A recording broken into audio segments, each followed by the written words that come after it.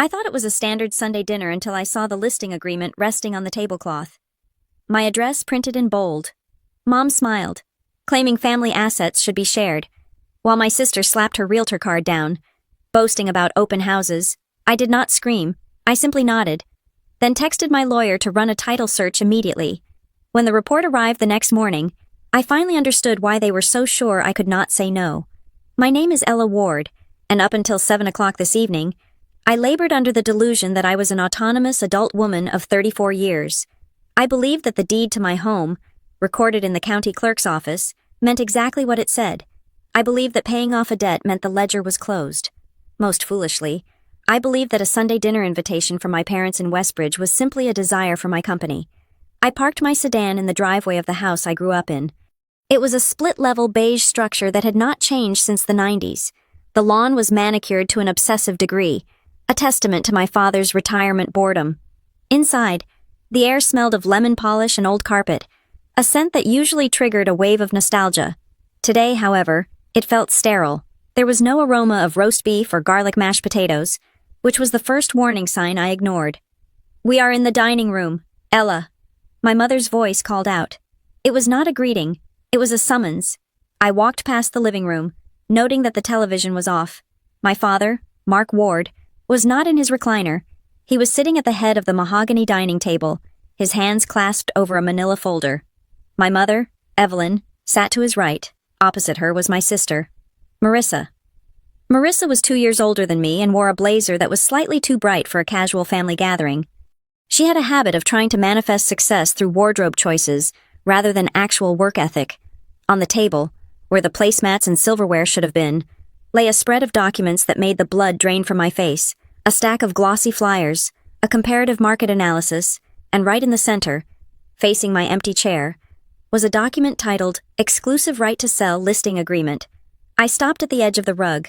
My eyes locked onto the address typed in the upper right corner of the contract. It was my address, my house, the bungalow I had spent the last 5 years renovating with my own hands and my own salary. "Sit down, Ella," my mother said. She offered a tight, benevolent smile, the kind she used when she was volunteering at the church bake sale and wanted everyone to know how charitable she was being. "We have a lot to get through before dessert." I remained standing. My hand gripped the back of the wooden chair, my knuckles turning white. "Where is the food?" I asked, though I already knew the answer. "I thought this was dinner." "This is better than dinner," Marissa chirped. She reached out and tapped a pen against the listing agreement. "This is a strategy meeting, and honestly, Ella, you should thank me. I pulled some incredible comps for your neighborhood. The market is correcting, but if we list by Friday, we can still catch the high end." I looked at my father. Mark refused to meet my gaze, focusing instead on a spot on the wall behind me. "Dad." He cleared his throat. "Your mother and I have been doing some thinking about the future, about the family assets." "My house is not a family asset," I said. My voice was low, steady, and entirely devoid of the warmth they likely expected. "My house is my asset. It is in my name, solely." "That is a technicality," Evelyn said, waving her hand as if swatting away a gnat. "We are a family. We help each other. When you bought that place 5 years ago, who gave you the down payment assistance? Who made it possible?" I felt a cold spike of adrenaline in my chest. "You loaned me $12,000, I stated clearly. "A loan? We signed a promissory note. I paid you back $200 a month for 5 years. I sent the final payment 4 months ago. I have the bank records." Evelyn exchanged a look with Mark, a look of practiced pity. "Oh, honey, we never cashed those checks. We put them aside. We considered that money an investment in the property, equity." "You absolutely cashed them," I countered. "I saw the deductions from my account every single month on the 15th. Do not gaslight me about my own finances." "You are being dramatic," Marissa cut in. She flipped open the folder in front of her. "Look, the numbers do not lie. I can list it for $520,000. Do you have any idea what that does for us? After the mortgage payoff and closing costs, there is a net proceed of nearly $200,000. Mom and Dad get their share for the initial investment, plus appreciation. I take my commission, obviously, and you get a nice little nest egg to start over somewhere smaller, maybe an apartment." I stared at her. The audacity was so physical it felt like a slap. "You want me to sell my home, my only home, so you can take a commission and Mom and Dad can cash out on a loan I already repaid. We are not asking you to sell, Mark said, finally looking at me. His face was hard, his jaw set. We have decided. It is best for the family. Marissa needs a strong listing to boost her numbers this quarter. Your mother and I need to liquidate some capital for upcoming expenses. It is selfish of you to hoard a 3-bedroom house all to yourself when the family has needs. Selfish? I laughed, a sharp, humorless sound. I pay the mortgage. I pay the taxes. I pay the insurance. I put on the new roof last year. Where was the family then? We provided the foundation, Evelyn snapped, losing her benevolent mask. Without that $12,000, you would still be renting. That money bought you the opportunity. That makes us partners, and partners share. I pulled the chair out and sat down, not to join them, but because my legs felt suddenly heavy, I needed to see exactly what they had prepared. I reached for the listing agreement. Marissa's hand shot out to cover it, but I was faster. I slid the paper toward me. It was fully filled out. The list price, $520,000. The commission split 6% total, 3% going to the listing agent Marissa Ward. The term 6 months. And then I saw the bottom of the page. There was a signature on the line for seller. It read, Ella Ward. It was a looped, cursive signature. It looked vaguely like mine, in the way a caricature looks like a real person. But I had not signed this. I had never seen this document before in my life. I looked up slowly. The room went very quiet. The ticking of the grandfather clock in the hall seemed deafening. Who signed this? I asked. Marissa shrugged, leaning back in her chair with a terrifying casualness. I handled it. It is just paperwork. Ella, I knew you would agree once you saw the numbers, so I saved us the time. I have a photographer coming tomorrow morning at 8 o'clock, and I have 4 private showings lined up for Saturday. The listing goes live on the multiple listing service on Monday. You forged my signature, I said. It was not a question. I acted as your agent, Marissa corrected, her tone patronizing. Mom and Dad said it was okay. It is a family decision. Do not use ugly words like forgery. It is a crime, Marissa, I said. It is a felony. Oh, stop it, Evelyn hissed. She is your sister. She is trying to help you maximize your profit. Why do you always have to be so difficult? We raised you to be grateful. You raised me to be obedient, I corrected. There is a difference. I looked at the 3 of them. My father, the silent enforcer, my mother, the emotional architect, and Marissa, the incompetent executioner. They sat there, united in a delusion so complete that they truly believed they could sell a house they did not own, simply because they felt entitled to the money it would generate. You said you have showings booked. I asked Marissa. 4 of them, she bragged. Qualified buyers, pre-approved for over $550,000. This house is going to fly. Ella, you should be thanking me. I am doing all the legwork. Cancel them, I said. Marissa laughed. I cannot cancel them. I would look unprofessional. The photographer is already paid for. It is non-refundable. I do not care, I said. If anyone steps foot on my property, I will call the police for trespassing. You would arrest your own family. Mark slammed his hand on the table, rattling the papers. After everything we have done for you, that $12,000 was a sacrifice. It was a loan, I yelled back, my composure cracking for the first time. I have the amortization schedule. I have the emails from you, Dad, acknowledging the final payment. How dare you sit there and try to rewrite history because you need cash? We are not rewriting history, Evelyn said, her voice trembling with manufactured hurt. We are simply claiming our fair share. The house has appreciated. We deserve 40% of that growth. It is only fair. 40%. I stared at her. You think a $12,000 loan 5 years ago entitles you to $200,000 of my equity today? It is family math, Marissa said, smirking. You wouldn't understand. You work in what is it you do again? Data entry. They thought I was a clerk. They thought I did remote administrative tasks. I had never corrected them because I valued my privacy. And frankly, they never asked enough questions to learn the truth. I stood up. I did not shove the chair back. I did not sweep the papers off the table. Though the urge to destroy the evidence of their betrayal was nearly overwhelming, I needed that evidence intact. I am leaving, I said. You cannot leave, Marissa said, her eyes widening. We need to stage the living room. I need you to go home and declutter, move the personal photos, Hide the dog bowl. Make it look like a model home. Marissa, I said, leaning in close enough to see the heavy foundations settling into the lines around her eyes. If you list my house, you will lose your license. Mom, Marissa whined, turning to Evelyn. She is threatening me. Ella, sit down, Mark commanded. We are not finished. I am, I said. Do not come to my house. Do not send a photographer, and do not ever forge my signature again. I turned and walked out. If you walk out that door, my mother shouted after me, her voice shrill and echoing in the hallway. Do not expect a Christmas invite. You are tearing this family apart over money greed, Ella pure greed. I grabbed my purse from the entry table. My hands were shaking, not from fear, but from a rage so cold it felt like ice in my veins. I opened the front door and stepped out into the cool evening air of Westbridge. The sun had set, leaving the sky a bruised purple. I marched to my car, unlocked it, and slid into the driver's seat. I locked the doors immediately, as if they might come running out with pens and contracts to force my hand physically. I did not start the engine. Instead, I pulled out my phone. My fingers hovered over the contacts list. I scrolled past Mom, past Dad, past Marissa. I found the name I needed. Owen Price. Owen was not just a lawyer. He was a shark in a tailored suit. A man I had worked with professionally in my capacity as a director of risk compliance, a title my family knew nothing about. He specialized in real estate fraud and litigation. I pressed call. It rang twice. Ella? Owen's voice was crisp, surprising for a Sunday evening. Everything okay? No, I said. My voice sounded foreign to my own ears, flat, mechanical.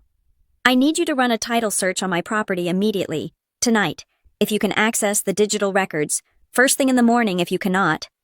What is going on? Owen asked, his tone shifting instantly from casual to professional.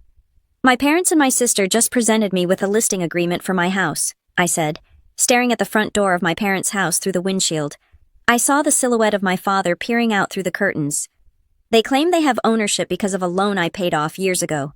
Marissa says she has already scheduled showings. Did you sign anything? Owen asked sharply. No, I said. But Marissa did. She signed my name. She admitted it to my face. There was a brief silence on the other end of the line. Okay, Ella, listen to me. Go home. Do not let anyone in. If they have a key, change the locks tonight. I will pull the title history.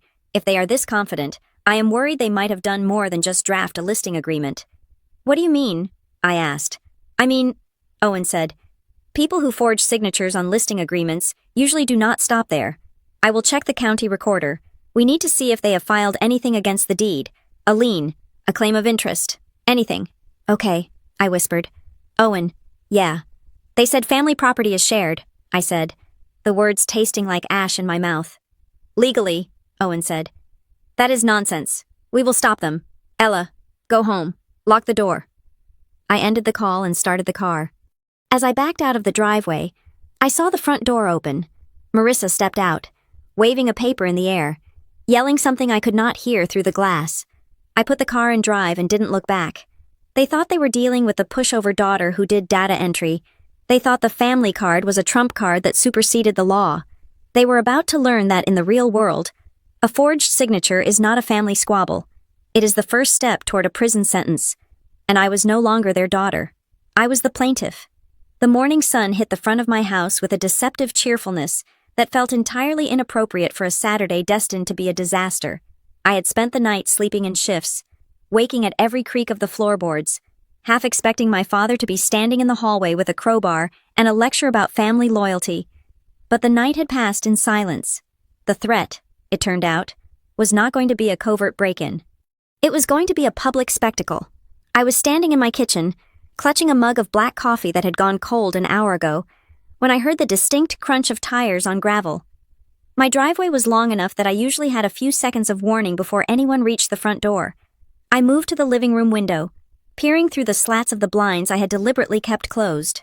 A silver SUV, branded with a large magnetic decal on the side door, pulled in. It was followed closely by a smaller, red sedan. My stomach turned over. The magnetic decal read, Marissa Ward, Premier Real Estate. She had actually come. I watched as my sister stepped out of the driver's seat. She was dressed for war, or at least, what she imagined a high-stakes real estate war looked like.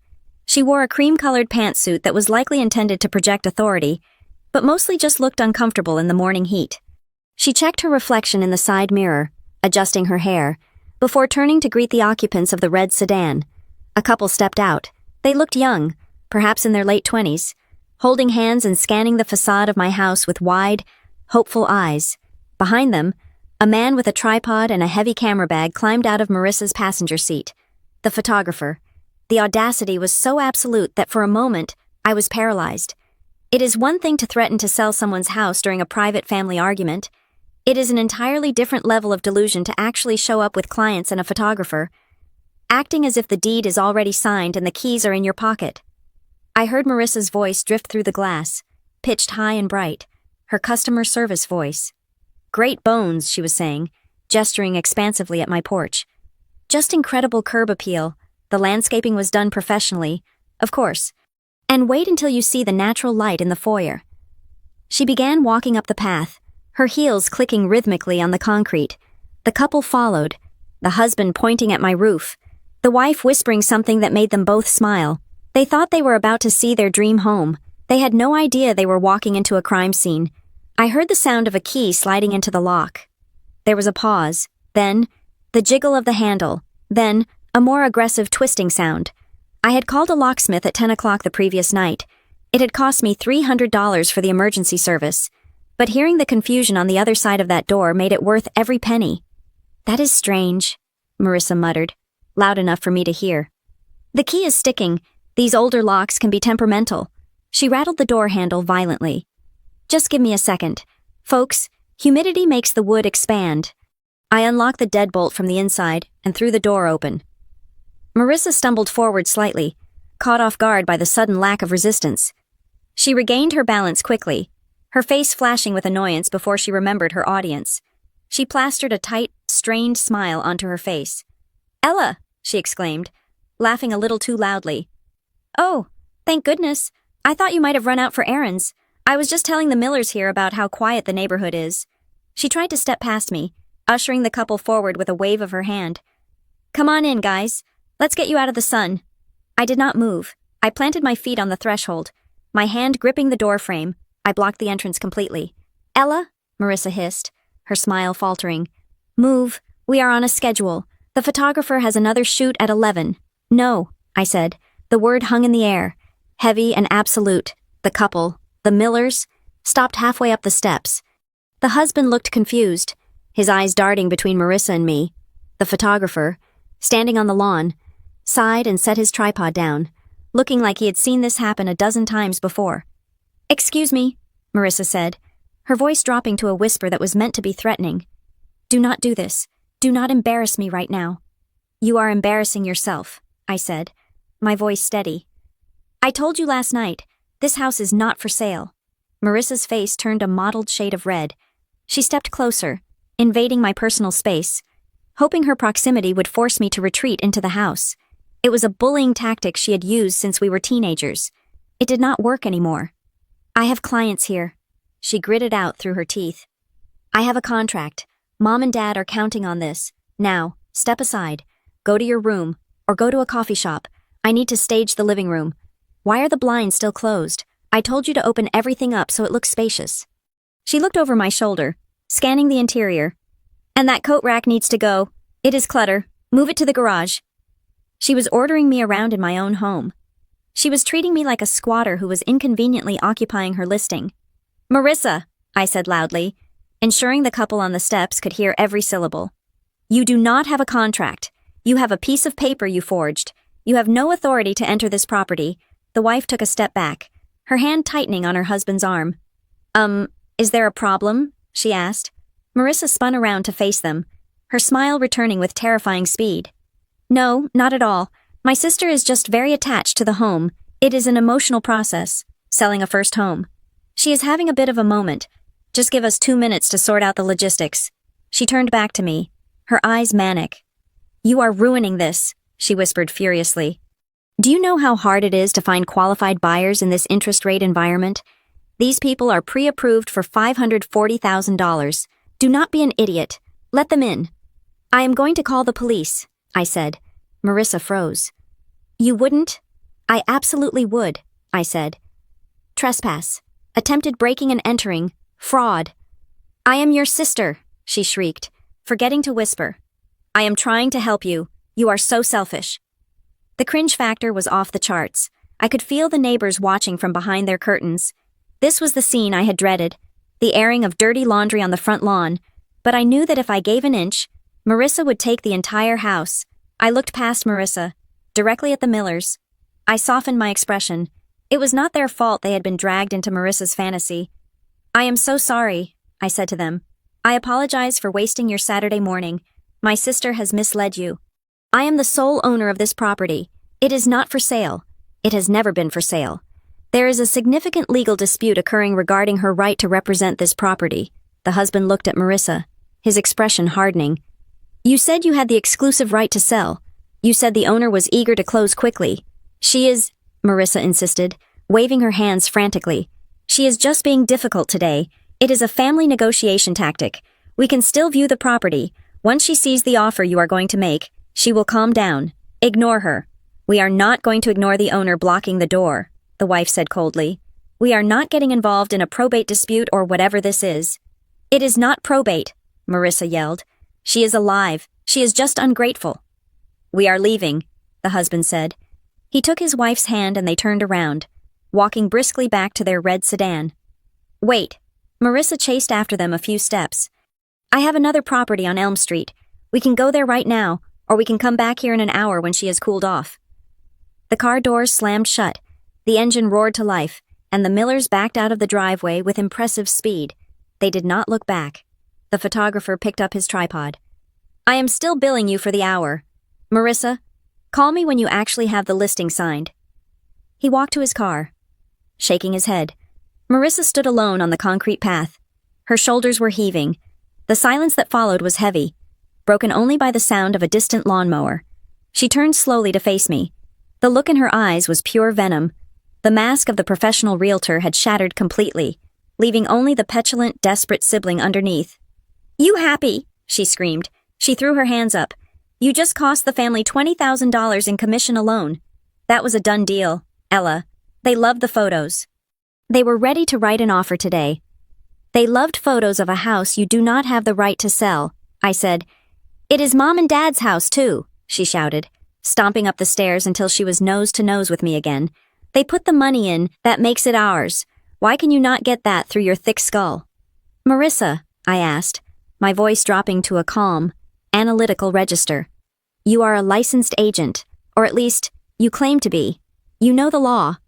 I know more about real estate than you ever will, she scoffed. I am a top producer. If you are a professional, I said, then you know the first step before listing a property is verifying the deed. Did you run a title search?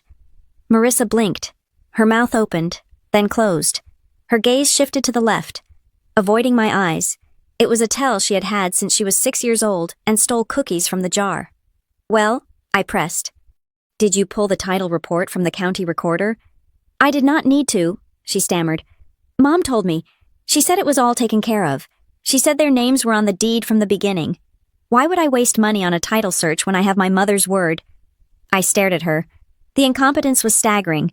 She had staked her professional reputation, her license, and potential criminal charges on a conversation with our mother, without checking a single public record. You listed a $500,000 asset based on hearsay, I asked. You brought clients to a home without verifying who actually owns it. It is not hearsay, she yelled, though her voice wavered. It is family. Mom said they have the papers. They have a quitclaim deed or something. They filed it years ago. My blood ran cold. A quitclaim deed. The words hung in the air like toxic smoke. A quitclaim deed is a document used to transfer interest in property, often between family members. If my parents had told Marissa they had a quitclaim deed, and if they had filed it years ago, that meant one of two things: either they were lying to her to get her to do their dirty work, or there was a document out there with my signature on it that I had never signed. What quitclaim deed? I asked sharply. I never signed a quitclaim. Mom said you did, Marissa shouted, tears of frustration welling in her eyes. She said you guys handled it when you bought the place, just in case something happened to you, so they would be protected. She said it is on file. If it is on file, I said. Why did you forge my signature on the listing agreement yesterday if they own it? Why did you need me to be the seller? Marissa froze again. The logic trap snapped shut. If my parents were on the deed, they could have signed the listing. The fact that Marissa forged my signature meant she knew, on some level, that the title was still in my name, or she was so confused by our parents' lies that she was just flailing. I just wanted to streamline it, she mumbled. I did not want to bother Dad with the paperwork. He gets stressed. Go home, Marissa, I said. You are going to regret this, she sobbed, wiping her nose with the back of her hand. You are destroying this family over a pile of bricks.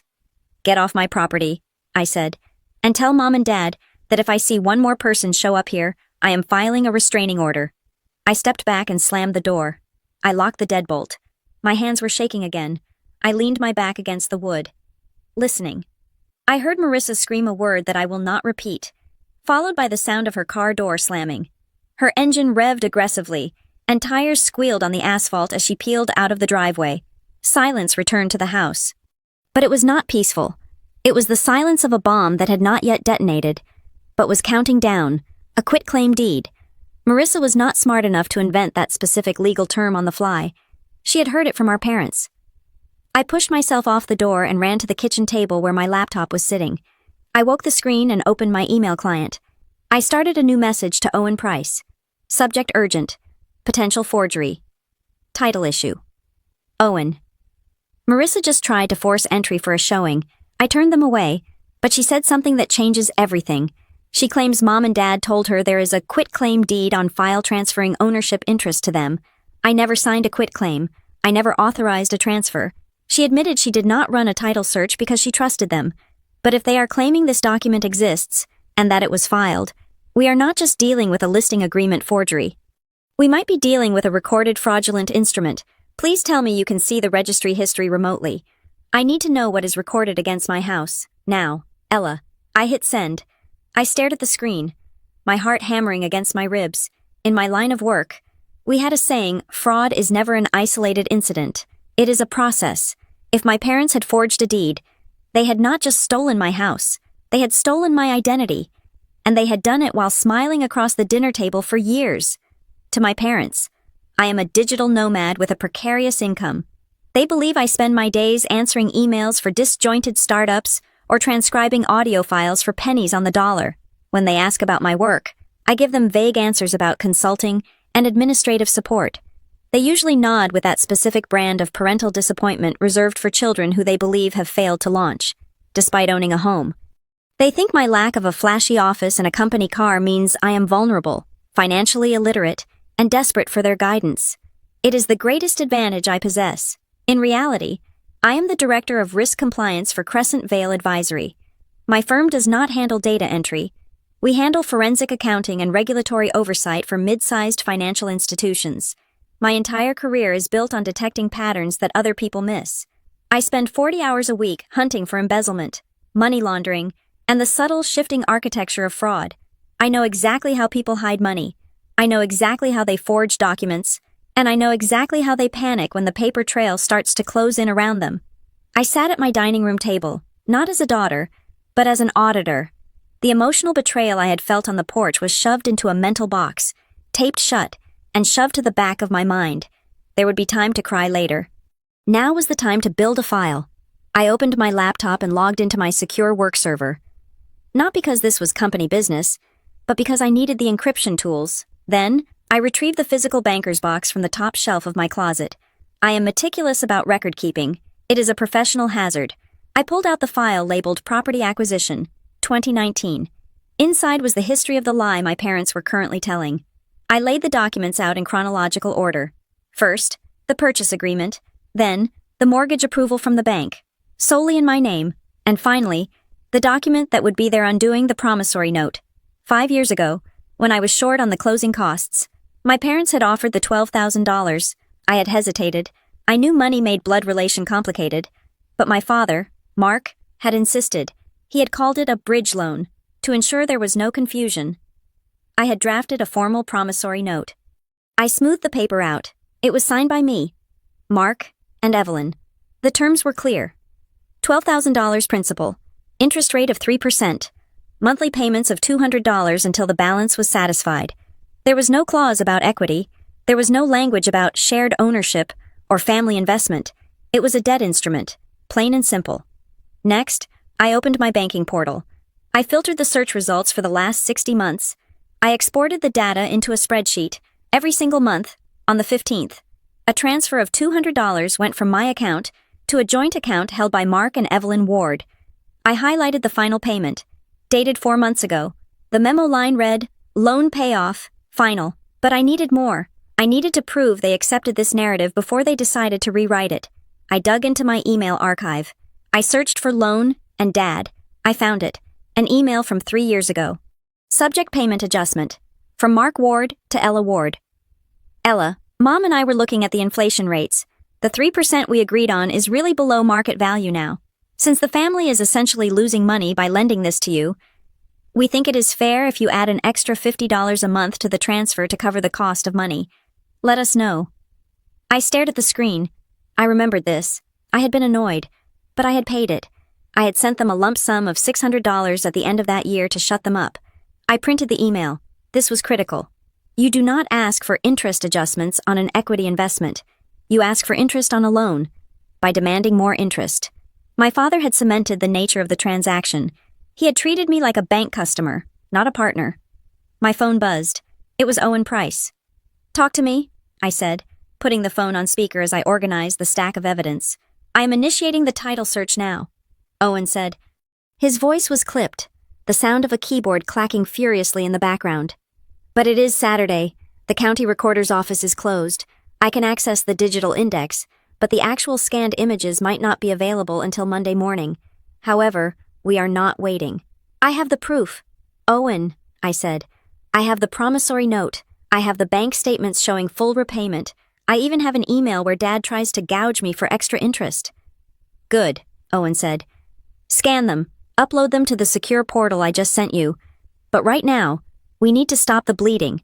If Marissa believes there is a quitclaim deed, and if she is reckless enough to list the house, we have to assume they might try to leverage the property in other ways." "Like what?" I asked. "Loans." Owen said, "If they think they own it, or if they have forged a deed that says they own it, they could try to take out a second mortgage or a home equity line of credit, a HELOC." The blood drained from my face. My house had significant equity. If they managed to open a line of credit against it, they could drain the value and leave me with the debt. What do I do? "You need to lock it down," Owen instructed. "Call your current mortgage servicer immediately. Tell them you have reason to believe you are a victim of familial identity theft and real estate fraud. Ask them to place a fraud alert on the file. No changes, no inquiries, no payoff requests without verbal verification and a password." "Got it," I said, typing the number for the bank as he spoke. "Then," Owen continued, "I want you to go to the credit bureaus. Freeze your credit, if they have your social security number, which they do. Because they are your parents, they might try to open accounts in your name to facilitate this." "I will do it," I said. "And Ella." Owen paused. "I am setting up a title monitor. It is a service that alerts us the second anything is filed against your parcel number, a lien, a deed, a permit application, anything. Do you think they have gone that far?" I asked. "It is one thing to lie to Marissa. It is another to file forged documents with the government. Marissa said they told her it was on file." Owen reminded me. "In my experience, liars like to have a prop to support their lie. I would be surprised if there isn't a piece of paper somewhere." We hung up. I spent the next 2 hours in a hellscape of automated customer service menus. "I need to speak to the fraud department," I told the representative at my mortgage company, my voice trembling with a mix of rage and humiliation. "Can you describe the nature of the suspicion?" "Ma'am," the operator asked. "My parents are attempting to sell my home without my permission," I said, the words feeling heavy and absurd. "They claim to have ownership documents. I believe they may have forged a deed. I need to ensure no one can access the equity in this home." There was a long silence on the other end. "I understand. Ms. Ward, I am flagging the account now. We will require a notarized affidavit from you. But for now, the account is locked." After I finished freezing my credit at all 3 bureaus, I sat back and looked at the pile of papers on my table. The sun was beginning to set, casting long shadows across the living room that Marissa had tried to stage. I felt a profound sense of isolation. This was not just a dispute about money, it was a coordinated attack.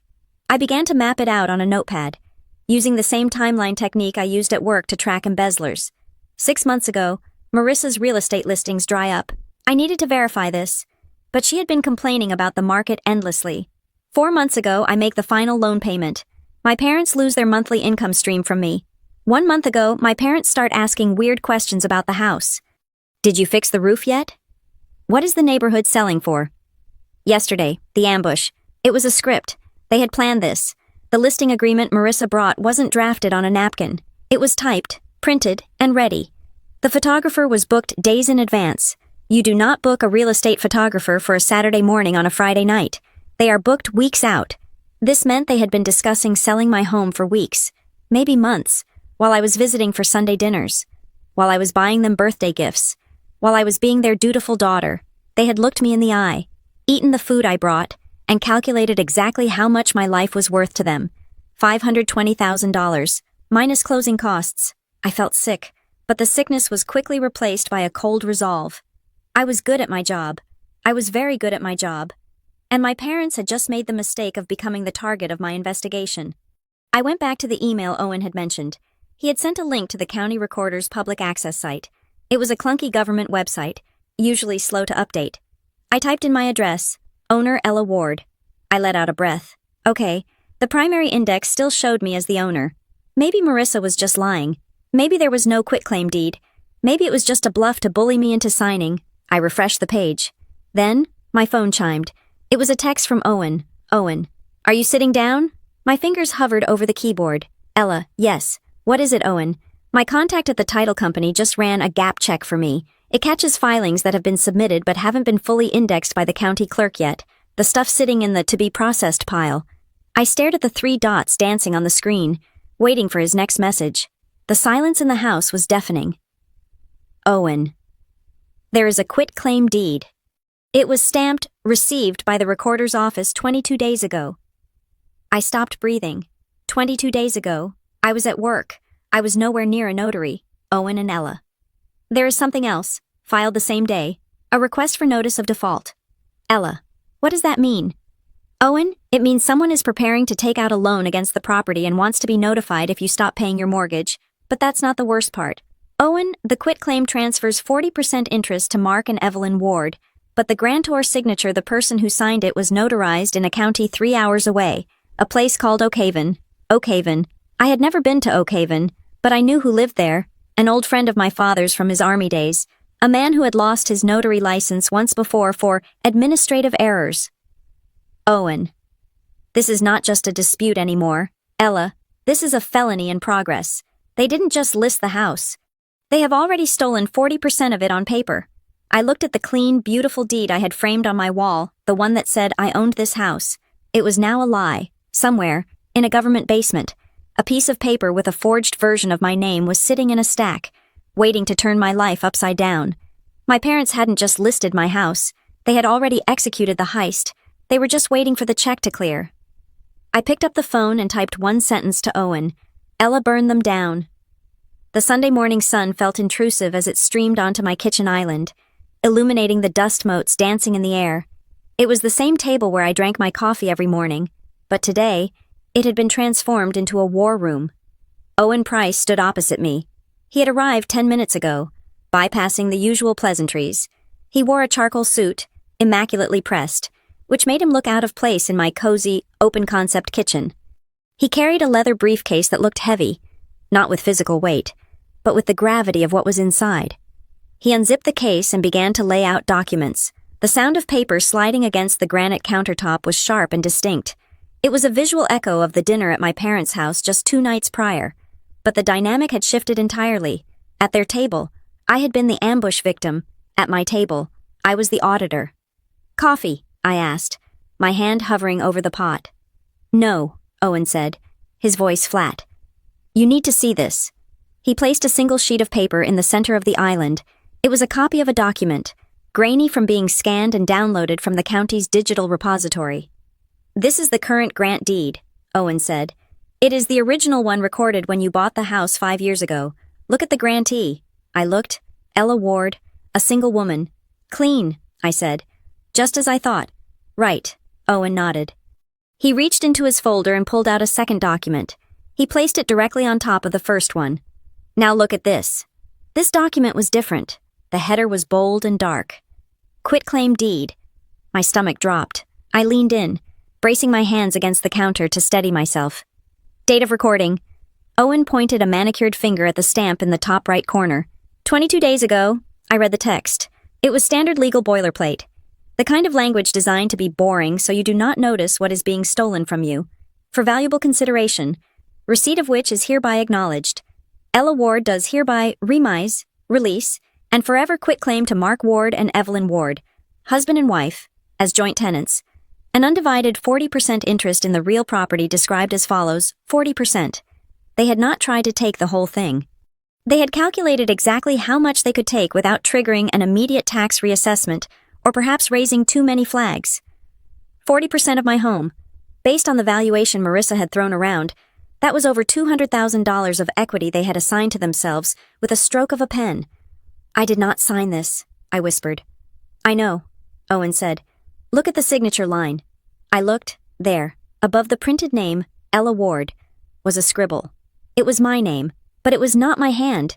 The E was too looped. The W was sharp, aggressive. It looked like the signature of someone trying to copy my style from memory, but failing to capture the fluidity of it. It looked like a forgery done by someone whose hands were shaking. It is clumsy, I said, tracing the air above the ink. That is not even close to my signature on the mortgage papers.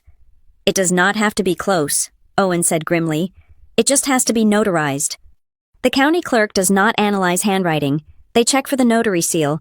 If the stamp is valid, the document is valid. He tapped the bottom of the page. Look at the notary acknowledgement. I squinted at the seal. State of Colorado. County of Oakhaven. Oakhaven. I looked up at Owen. That is 3 hours south of here. I have not been to Oakhaven since I was in college. Exactly, Owen said. Unless you drove 6 hours round trip on a Tuesday 3 weeks ago to sign away nearly half your net worth, this is fraud. And not just simple fraud. This is filing a false instrument with a government body. It is a felony. I felt a wave of nausea. Who is the notary? A man named Gary Sunev, Owen said. I looked him up.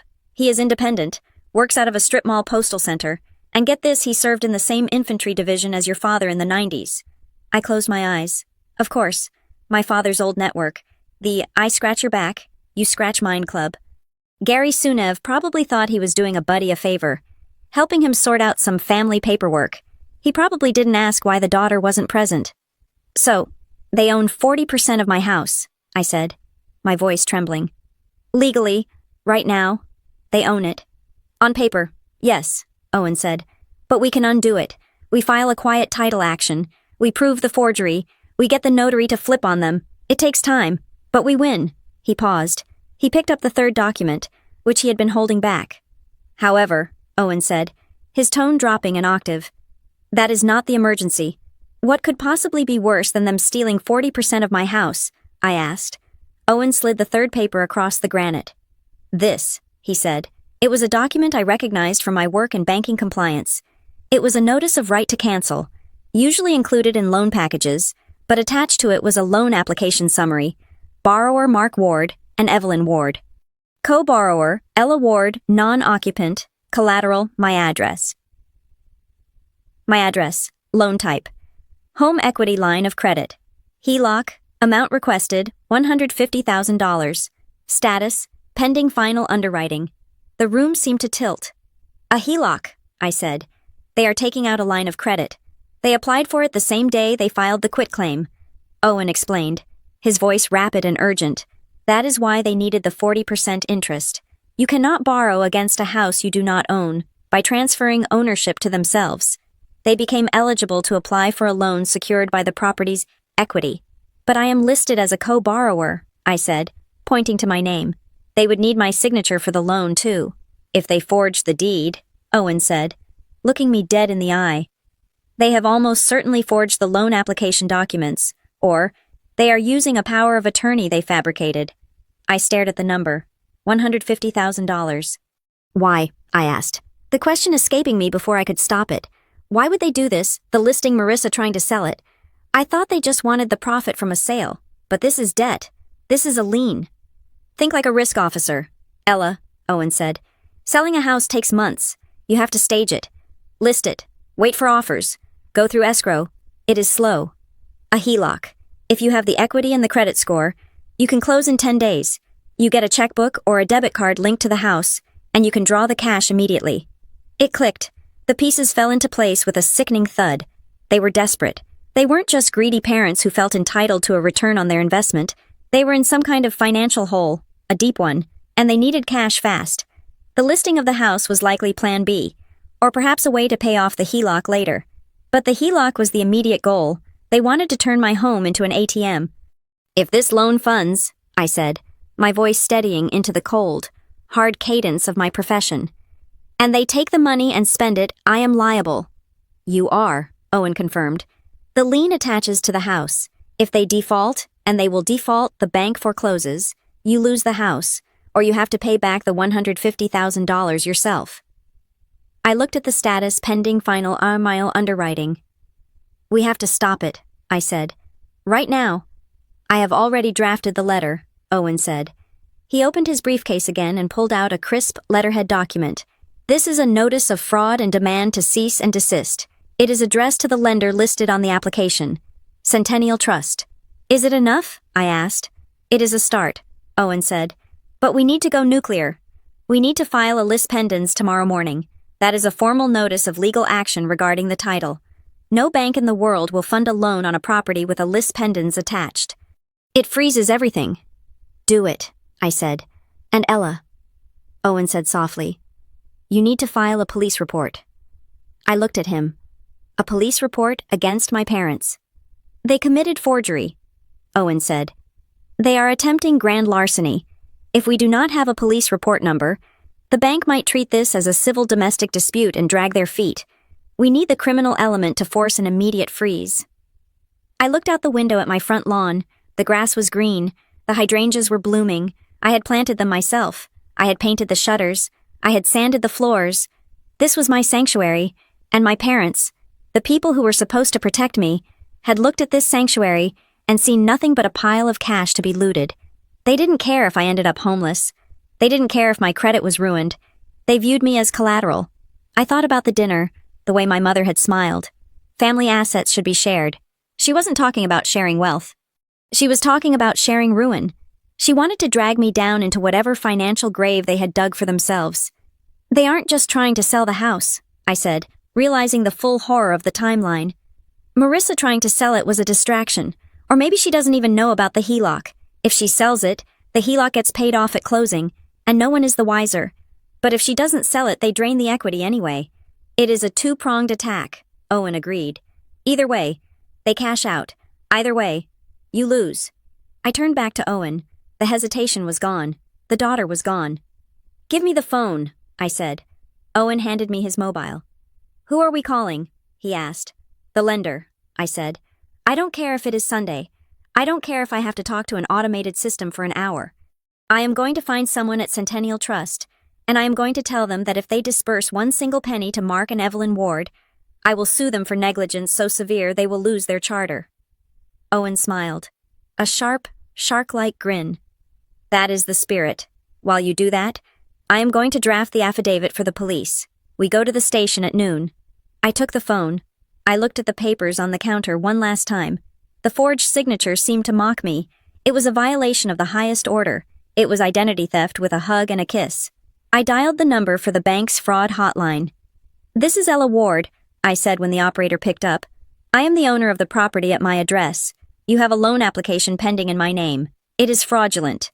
The deed you relied on is a forgery, and the people applying for this money are not authorized to act on my behalf. Ma'am, I need to verify your identity, the voice on the other end said. Ask me anything, I said. But mark the file.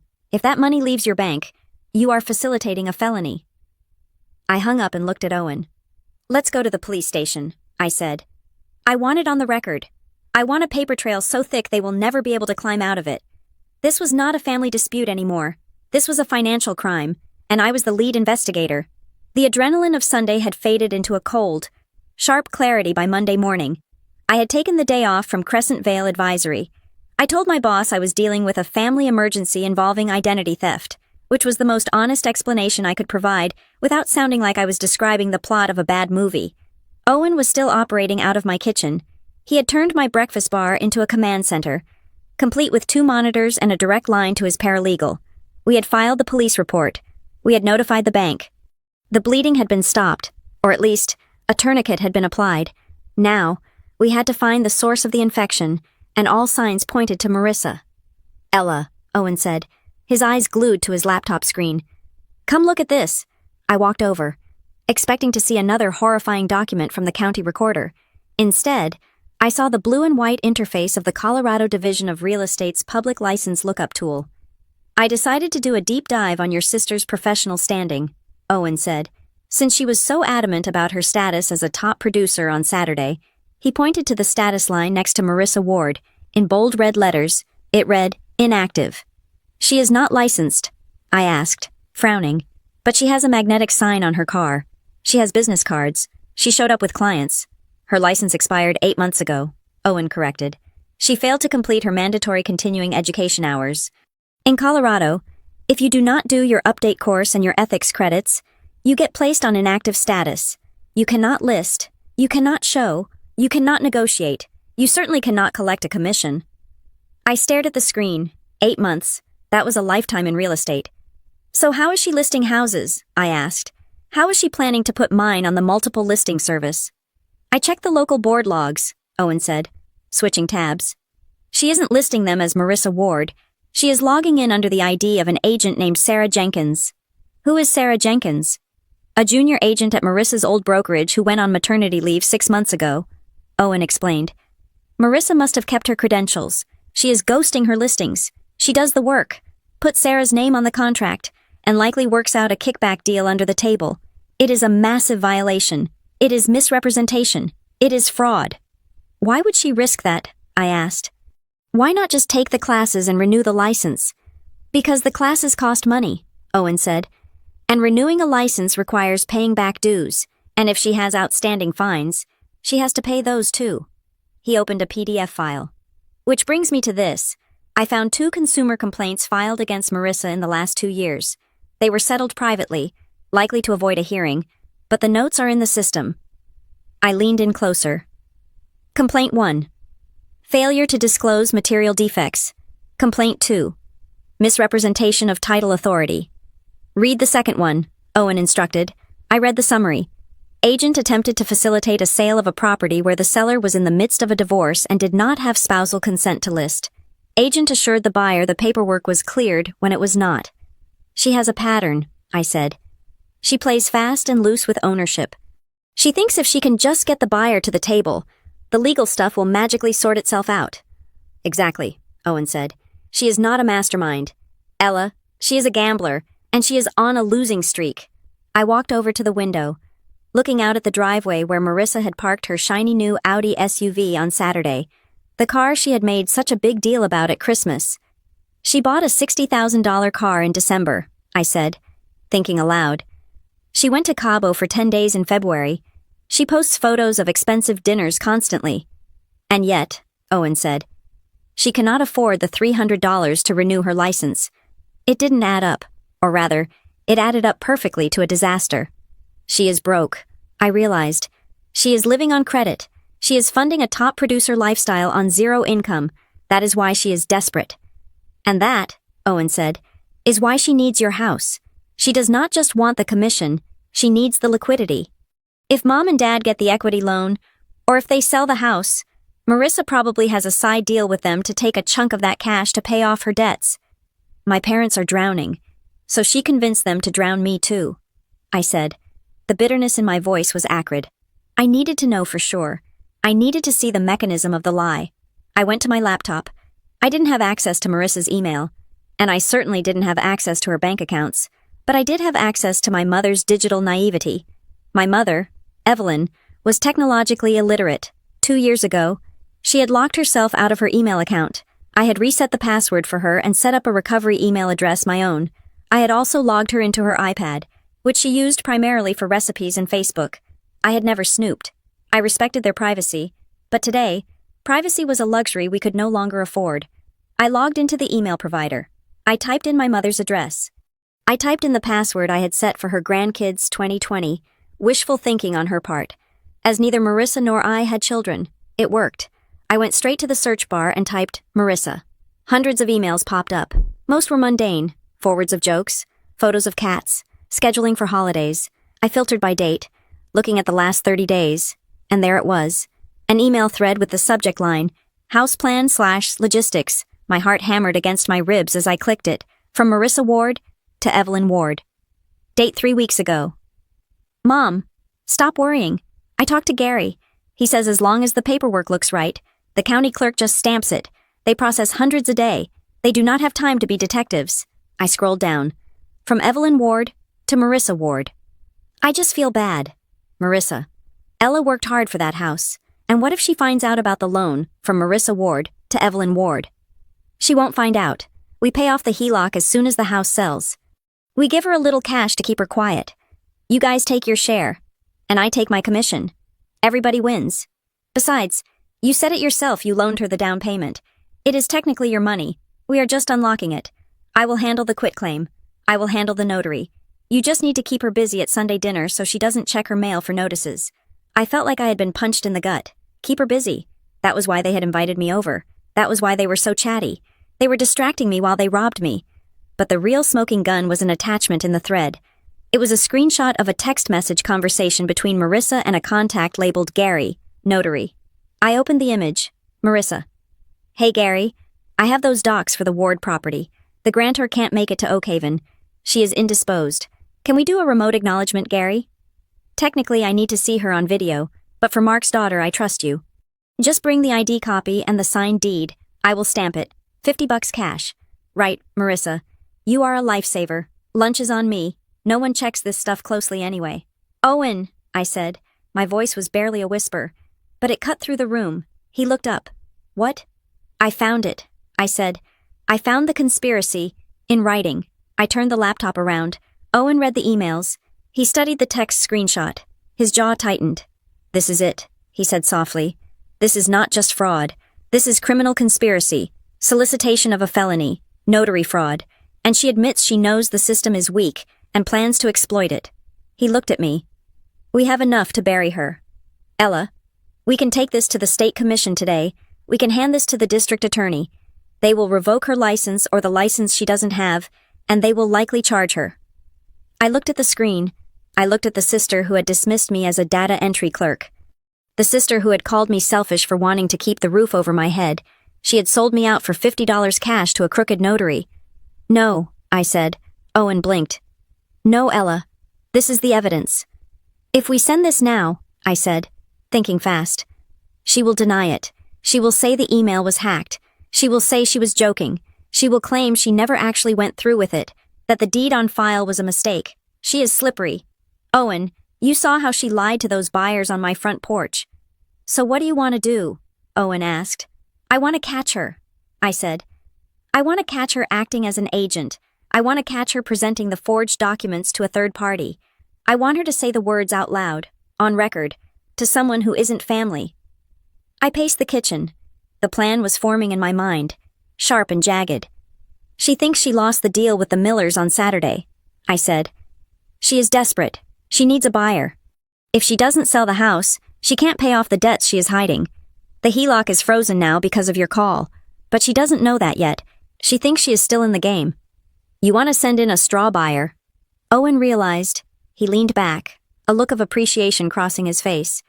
Do you have someone, I asked, someone she wouldn't recognize, someone who looks like they have money? Owen smiled. I have a private investigator I use for corporate espionage cases. His name is Julian. He looks like a tech bro who just cashed out stock options. He drives a Porsche. Perfect, I said. Have Julian call her. Tell him he saw the coming soon sign which she probably put up and took down, or say he heard about the listing through the grapevine. Tell him to offer cash. A quick close, no inspections. Marissa will drool, Owen said. She will not be able to resist. And tell him to demand a private showing, I said. Tomorrow, here.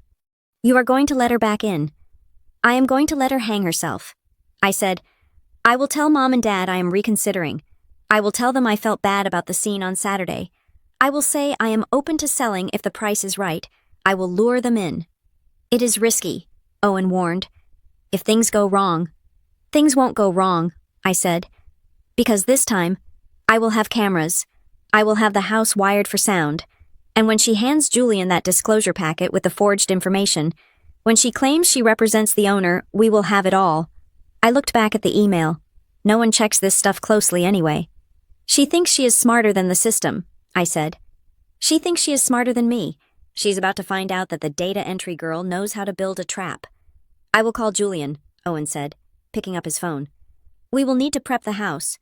Audio recording laws in Colorado are one-party consent, which means as long as you or Julian are part of the conversation, we can record it, but we need to be careful. I won't be in the room, I said. I want her to feel safe. I want her to think she has won. I will be listening from the basement, or the garage. Julian will be the one asking the questions. What questions? The questions that send people to prison, I said. Who signed the deed? Do you have the authority to sell? Are there any liens we should know about? I closed my laptop. The anger I felt was no longer hot and explosive. It was cold. It was the calculated, precise anger of a professional who has found the discrepancy in the ledger and is preparing the final audit report. My family had treated me like an asset to be liquidated. They had stripped my name from my home and replaced it with a forgery. They had bet everything on the assumption that I was too weak, too nice, or too stupid to fight back.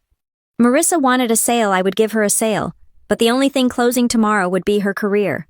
The phone felt heavy in my hand, like a physical weight rather than a piece of glass and metal. I stood in the center of my living room, the same room Marissa had tried to invade 48 hours earlier. I had rehearsed the script in my head a dozen times. I needed to sound defeated. I needed to sound like the daughter they expected me to be, soft, pliable, and ultimately obedient to the family hierarchy. I dialed my mother's number. It rang 3 times before she picked up. Hello? Evelyn's voice was cautious, likely expecting another fight or perhaps a lawyer on the other end. Hi, Mom, I said.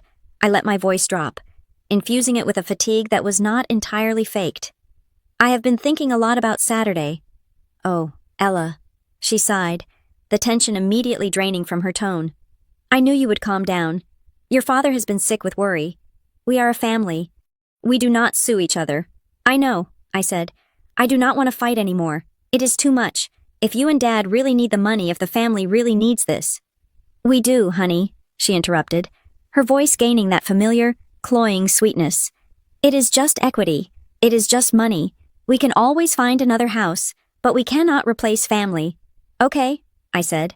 I am willing to sell. But I have one condition. Anything, she said. I do not want a parade of strangers walking through my bedroom. I lied. I do not want open houses. I actually have a friend, a connection through work. He is a private investor. He buys properties in cash. He is looking for something in Westbridge. Cash. My mother's interest piqued instantly. Does he pay market value? He pays above market if he likes the property, I said. He wants to see it tomorrow. If Marissa can handle the showing professionally, and if we can get a clean offer, I will sign. Oh, thank God, Evelyn cried out. I heard her cover the mouthpiece, shouting to my father in the background. Mark, she agreed. She has a cash buyer. She came back on the line. Marissa will be thrilled. She was so upset. Ella, she really wants to make this work for you. Tell her to be here at 10 o'clock tomorrow morning, I said. And tell her to bring the paperwork. The investor, his name is Julian. He is very particular about documentation. He moves fast. She will be there, Mom promised. I am so proud of you, Ella. You are finally seeing the big picture. I hung up. The nausea was immediate. The big picture she referred to was the dissection of my financial future for their benefit, but I pushed the sickness down. I had set the stage. Now I had to rig the theater. Tuesday morning arrived with a sky the color of slate.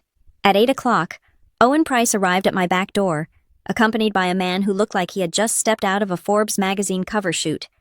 Ella, this is Julian Vance, Owen said. Julian extended a hand. He wore a navy blazer over a crisp white t-shirt and designer loafers, the uniform of the modern tech millionaire. In reality, Julian was a forensic investigator Owen used for corporate espionage cases, a man whose acting skills were as sharp as his legal knowledge. Nice to meet you, Ella, Julian said. His voice was smooth, confident, and utterly disarming. I understand I am in the market for a bungalow with a complicated title history. You are? I said. Are you wired? Julian tapped the pen in his breast pocket. High-definition audio and video, wide-angle lens, battery life of 6 hours, and I have a secondary audio backup on my keychain. And the house? I asked Owen. We placed 2 cameras while you were at work yesterday, Owen said. One in the living room inside the smoke detector casing, one in the kitchen, disguised as a USB charger. We will catch every angle. The state of Colorado is a one-party consent state for recording conversations. You are the party consenting, as long as you are present in the house, even if you are not speaking. Their expectation of privacy is nullified in your own home. Marissa is going to lie, I said. I need her to lie on the record. She will, Julian assured me. I know exactly what buttons to push. I am going to ask about the title. I am going to ask about the ownership structure. And I'm going to ask about her credentials. All you have to do is play the role of the submissive sister. Let her take the lead. Let her feel like the expert. I can do that, I said, though my stomach twisted at the thought. I will be in the van down the street, Owen said, monitoring the feed in real time. If she gets suspicious, or if things get volatile, I come in. But otherwise, let the tape run. We need her to commit the fraud in front of a third party. Owen left through the back. Julian went to his car, a rented Porsche Cayenne parked around the block to wait for his cue. I sat on my sofa and waited. At 9:45, Marissa's Audi pulled into the driveway. She did not slam the door this time. She stepped out, checking her makeup in the side mirror. Carrying a thick leather portfolio, she walked up the path with a bounce in her step. I opened the door before she could knock.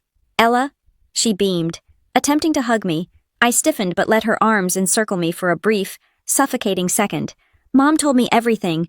I knew you would come around. Honestly, this is so much better. A private buyer that saves us so much marketing hassle. She walked past me, scanning the room. The place looks decent. Did you move that coat rack like I said? Good. It opens up the flow. She set her portfolio on the kitchen island, the same island where Owen and I had dissected her crimes 2 days ago. She started pulling out glossy brochures. So, who is this guy? Marissa asked. Mom said he is an investor. His name is Julian Vance, I said, keeping my voice low and devoid of eye contact. He represents a private equity group. He buys properties, renovates them, and holds them as rentals. He has a lot of cash. Marissa's eyes practically glowed. Perfect. I printed out a fresh comparative market analysis. I bumped the price to $550,000. If he is institutional, he won't care about an extra $20,000. She looked at me, tilting her head. You look tired, Ella.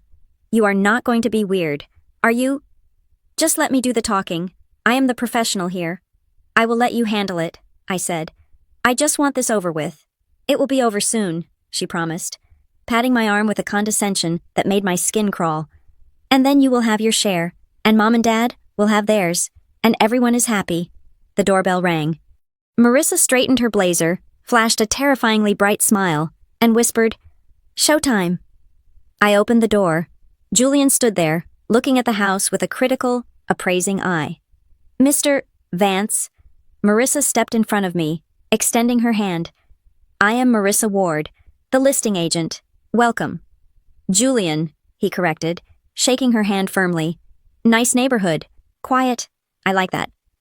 It is very sought after, Marissa gushed, leading him into the living room. Inventory here is historically low. This is a rare opportunity. I trailed behind them, leaning against the wall near the hidden camera in the smoke detector. Julian walked the perimeter of the room, tapping the walls, checking the window frames. He was convincing. He looked like a man who bought houses like other people bought groceries. The finish is good, Julian noted. Updated electrical. Fully permitted, Marissa said. My sister, the owner, took great care of the infrastructure. Julian turned to look at her. So you represent the seller exclusively? Yes, Marissa said.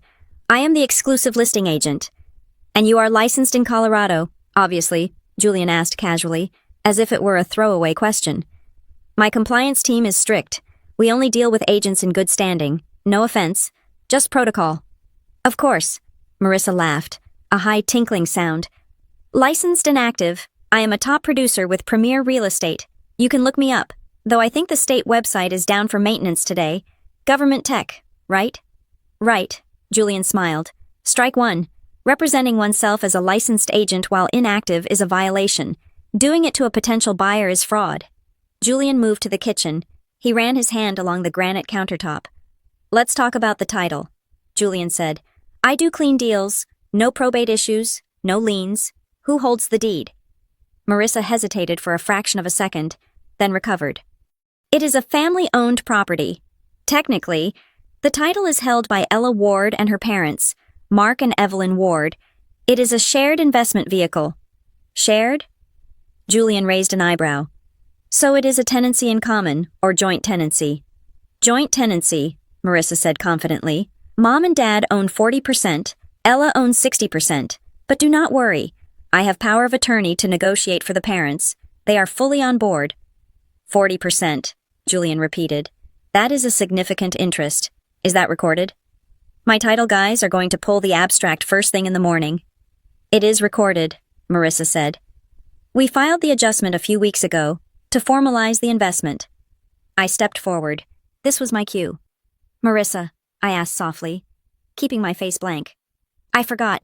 Which document was that? The one we filed, I know Mom mentioned it, but I never got a copy. Marissa turned to me, her eyes flashing a warning to shut up. It was the quitclaim deed, Ella. Remember, we sent it over to the county? Right, I said. The quitclaim, and that was last week. 3 weeks ago, Marissa corrected, turning back to Julian. It is all in the system, perfectly legal. The parents put up the down payment, so we just adjusted the title to reflect their equity. Standard family trust stuff. Julian nodded slowly. And you have a copy of that deed in the disclosure packet? I do, Marissa said. She reached into her portfolio and pulled out a staple-bound stack of papers. She handed it to Julian. It was the forgery.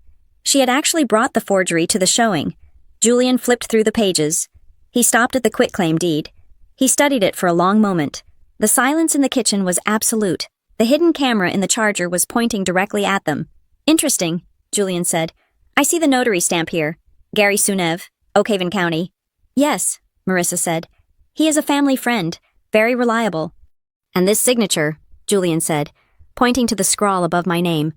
Ella Ward. He looked up at me, then back at the paper, then at Marissa. It looks a little rushed, Julian observed. Compared to the signature on the original grant deed here, he flipped back a few pages to the legitimate document I had signed 5 years ago. The loop on the E is different. Marissa laughed nervously. Oh, you know how it is. Ella was in a hurry that day. We were trying to catch the FedEx truck to get it to the recorder's office. She just scribbled it. So she signed it in your presence? Julian asked. The trap was set. Yes, Marissa said. Right at this kitchen table. I watched her sign it myself. Then I drove it down to Gary to get it stamped. I felt the blood drain from my face, not from fear, but from the sheer magnitude of the lie. She had just confessed to witnessing a signature that never happened. She had confessed to taking a forged document to a notary. And you are sure, Julian pressed, because if the title insurance company flags a signature discrepancy, it delays closing. I need to know the chain of title is ironclad. It is ironclad, Marissa insisted, her voice rising slightly. Ella signed it. Mom and Dad signed it. It is done. You are buying from the family. There are no loose ends. Julian closed the folder. He placed his hand on top of it. Okay, he said. That is what I needed to hear. He looked at me. Ella, you are okay with this price, $550,000. If Marissa says it is fair, I said, then I guess it is fair. Great, Julian said. I will have my legal team draw up the offer letter this afternoon. Cash, 10-day close, but I need to take this packet with me, for due diligence. Absolutely, Marissa said, relieved that the interrogation was over. Take it. Call me as soon as you are ready. I can get the electronic signatures from Mom and Dad in 5 minutes. I bet you can, Julian said. There was a dryness to his tone that Marissa missed completely. He turned to leave. Marissa followed him to the door, practically skipping. You won't regret this, Julian, she called out as he walked to his Porsche. It is a gem of a house. She closed the door and spun around, pumping her fist in the air. Yes, she hissed. Did you see that $550,000 cash? Ella, we are rich. She ran over and grabbed my shoulders. I told you I could do it. I told you I was a pro. Did you see how I handled him? He ate it up. I looked at her. I looked at the sister who had just sold me down the river for a commission check she would never cash. You were very convincing, I said. I need to call Mom, she said, pulling out her phone. We need to get the payoff statement for the mortgage ready. And hey, since I got $50,000 over asking, I think we should talk about bumping my commission to 4%. Fair. We can talk about it, I said. At the closing? Perfect. She tapped away on her screen. I am going to head out. I have to go, update my file at the office. You sit tight. Do not touch anything. We are under contract. Basically. She grabbed her bag and breezed out the door, leaving the scent of cheap perfume and expensive lies in her wake. I waited until her car disappeared around the corner. Then I walked to the window and watched Owen's van pull up. Owen and Julian walked into the kitchen. Julian placed the disclosure packet on the counter. Did we get it? I asked. Owen held up a tablet. He pressed play. On the screen, in high-definition video and crystal-clear audio, Marissa's voice rang out. I watched her sign it myself. Then I drove it down to Gary. We got it, Owen said. She claimed to be licensed when she is not. She claimed a false ownership percentage. She admitted to witnessing a forged signature. And she admitted to transporting the fraudulent instrument to the notary. Julian loosened his tie. She didn't even blink. She lied about the signature being rushed without a second of hesitation. That is a practiced liar. It is enough for the real estate commission to bury her, Owen said. It is enough for the district attorney to indict her, and it is certainly enough to invalidate the quitclaim deed. I looked at the video freeze frame of my sister's face, smiling confidently as she destroyed her own life. What now? I asked. Now. Owen said. We invite the whole family to a meeting. We tell them it is to sign the closing papers for Julian's offer. But it won't be a closing, I realized. No, Owen said. It will be a deposition. I felt a cold shiver run down my spine. It wasn't the thrill of revenge. It was the chilling realization of what I was about to do. I was about to walk my parents and my sister into a room and drop a guillotine on them. Set it up, I said. Friday afternoon. Tell them to bring champagne. Owen nodded. I will have the court reporter ready. I looked around my kitchen. It was still my house, but it felt different now. It was no longer just a home. It was evidence. And I was no longer just a daughter. I was the witness for the prosecution. The conference room at Price Associates was designed to intimidate. It was a glass-walled aquarium suspended 20 floors above the Denver skyline, featuring a table made of a single slab of polished slate and chairs that cost more than my first car. I had chosen this venue deliberately. My parents were used to kitchen table politics, where guilt and volume were the primary weapons. Here, in the sterile air conditioning of high-stakes litigation, their emotional manipulation would have no echo. I sat at the far end of the table, flanked by Owen. On the screen embedded in the wall behind us, the logo of the firm rotated slowly, a silent reminder of the hourly rate that was currently running. The door opened, and the receptionist ushered them in. Marissa led the charge. She was wearing a white dress that looked suspiciously bridal, or perhaps just aggressively celebratory. She carried a bottle of Veuve Clicquot in one hand, and her leather portfolio in the other. Behind her, my parents, Mark and Evelyn, walked in with the swagger of people who believed they had just won the lottery. There she is, my father boomed, his voice too loud for the acoustic dampening of the room. The smart one finally seeing reason. This place is fancy, Marissa commented, setting the champagne down on the slate with a heavy clunk. Is this where we are signing? Where is Julian? I have the DocuSign ready, but wet signatures are fine too. Sit down, Owen said. He did not stand up. He did not smile. He did not offer them water. The three of them hesitated. The temperature in the room seemed to drop 10 degrees. They pulled out the heavy leather chairs and sat, the scraping sound harsh against the silence. Where is the buyer? Marissa asked again, looking at the empty seats. Julian said he wanted a 10-day close. We need to get the ball rolling. There is no buyer, Owen stated. His voice was calm, professional, and utterly devoid of warmth. Marissa froze, her hand halfway to her hair. Excuse me, we have a verbal agreement. He took the disclosure packet. If he is backing out, I will sue him for specific performance. You cannot just... Julian Vance is a forensic investigator. Owen interrupted, cutting through her bluster like a scalpel. And the only thing he was buying was evidence, which you provided in abundance. My mother let out a nervous laugh. Ella, what is going on? Is this a joke? We came here to celebrate. I looked at her. I looked at the woman who had raised me, who had sat across from me at Sunday dinner and lied to my face while passing the rolls. "We are here to review the paperwork," I said. "Specifically, the paperwork you filed with the county 25 days ago." Owen tapped a key on his laptop. The large screen behind us flickered. The rotating logo disappeared, replaced by a high-resolution scan of the quitclaim deed. It was blown up to 4 feet wide, the details inescapable. "I want to go on the record," Owen said, his eyes scanning the three of them. "Who physically took this document to the notary in Oakhaven?" The silence that followed was suffocating. My father shifted in his chair, his gaze dropping to the table. Marissa turned pale, her eyes darting between the screen and me. "I asked a question," Owen pressed. "This document transfers 40% of my client's property to Mark and Evelyn Ward. It claims to be signed by Ella Ward. Who filed it?" "Well," my mother started, her voice high and wavering. "It was a family administrative matter. We discussed it. Remember, Mark? We talked about securing the asset." "Who filed it?" Owen repeated, louder this time. "Marissa handles the paperwork," Evelyn blurted out. She pulled her hand away from where it had been resting near Marissa's arm. "She is the agent. She told us it was standard procedure to protect our investment. We just did what she said was necessary." Marissa's head snapped toward our mother. The betrayal was instant and absolute. "Mom, you told me to get it done. You said you needed the equity on paper so you could qualify for the loan." "Loan?" Owen asked, raising an eyebrow. He clicked the next slide. The screen changed to show the HELOC application. $150,000 pending. "We are not here to discuss our personal finances," my father grunted, his face turning a dark shade of red. "This is private. We have rights. We put money into that house. We are entitled to it." "Let us talk about that money," I said. I slid a file folder across the long table. It stopped directly in front of my father. "Open it," I commanded. Mark stared at the folder as if it were a bomb.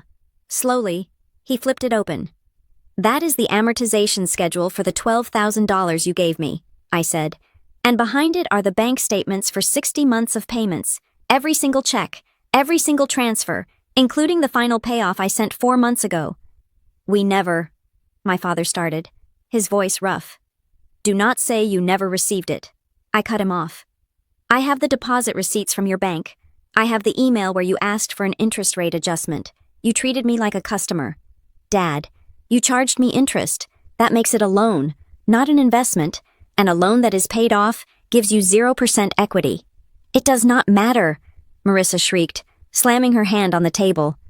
The veneer of the professional was gone, replaced by pure panic.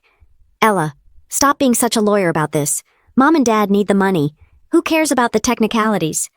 You have a house worth $500,000 and you live alone. You are hoarding wealth while they are struggling." "So you forged my signature?" I asked softly. "I helped," Marissa yelled, tears springing to her eyes. "I was trying to help. Do you know how hard it is for them? They are seniors. They deserve a retirement. I signed it because I knew you would be too selfish to do it yourself. I did what had to be done to save the family." "You committed a felony," Owen corrected. "You committed forgery. You committed filing a false instrument. And by the way, you did it while unlicensed." He clicked the screen again. The video from the hidden camera in my kitchen began to play. Marissa's voice filled the room, clear and damning. "I watched her sign it myself. Then I drove it down to Gary." Marissa gasped. She covered her mouth with her hand, shrinking back into her chair. "That is me," Marissa whispered. "You recorded me, in my home," I said, "where you were trying to sell property you do not own to a man you thought was a fool." "This is entrapment," my father shouted, standing up. "You cannot do this to your sister. We are your parents." "Sit down, Mr. Ward," Owen said. His voice wasn't loud, but it had the weight of an anvil. "Unless you want to discuss the perjury charges you will face if you claim under oath that you witnessed that signature." My father sank back down. He looked defeated. The bluster was gone. He looked old. "Why?" I asked him. I looked directly into his eyes. "Why $150,000? Why now you have your pension? You have Social Security. You have your house. Why did you need to steal mine?" My father looked at my mother. Evelyn was weeping silently, dabbing her eyes with a tissue, refusing to look at anyone. "Tell her, Mark," my mother whispered. "She's going to send us to jail. Just tell her." My father let out a long, shuddering breath. He placed his hands on the table and clasped them together, the knuckles white. I am being sued, he said. The words were so quiet I almost missed them. Sued for what? I asked. Do you remember Uncle Jerry? He asked. From the lodge. The guy who sells solar panels. He needed a guarantor, my father said, his voice trembling. For a business loan, 2 years ago, he said it was a sure thing. Government contracts, easy money. I co-signed. I closed my eyes. I saw it all. The predatory lenders, the smooth-talking friend, the gullible retiree who wanted to feel important. He defaulted, I guessed. He disappeared, my father corrected. 6 months ago, the bank came after me. They are calling the note, $140,000, plus legal fees. If I do not pay, they are going to put a lien on our house. They are going to take your mother's car. They are going to garnish my pension. He looked up at me, his eyes wet. We were going to lose everything, Ella, everything we worked for. So you decided to take what I worked for instead, I said. We were going to pay you back, Marissa interjected, trying to pivot back to the hero narrative. That was the plan. We take the HELOC on your house, pay off Dad's debt, and then when the market goes up next spring, we sell your place, pay off the HELOC, and give you the rest. It was a bridge loan, just like they gave you. Without asking me, I said, without my consent, you were going to saddle me with $150,000 of debt, ruin my credit, and force me to move, all to cover up Dad's bad business decision. We were trying to protect you from the stress, my mother sobbed. We didn't want you to worry about us. No, I said, standing up. You didn't want the embarrassment. You didn't want to admit that you made a mistake, so you decided that my property was actually your safety net. I walked over to the window. The city looked small from up here. The cars were just little metal specks. You know what the worst part is? I asked, turning back to face them. If you had asked me if you had just come to me and said, Ella, we are in trouble. We are going to lose the house. I would have helped. I have savings. I could have taken out a legitimate loan. I would have done it because I loved you. They looked up, hope flickering in their eyes. But you didn't ask, I continued, my voice hardening into steel. You stole, you lied, you forged, you brought a stranger into my home to photograph my bedroom. You tried to gaslight me into believing I owed you. Ella, please, my father pleaded.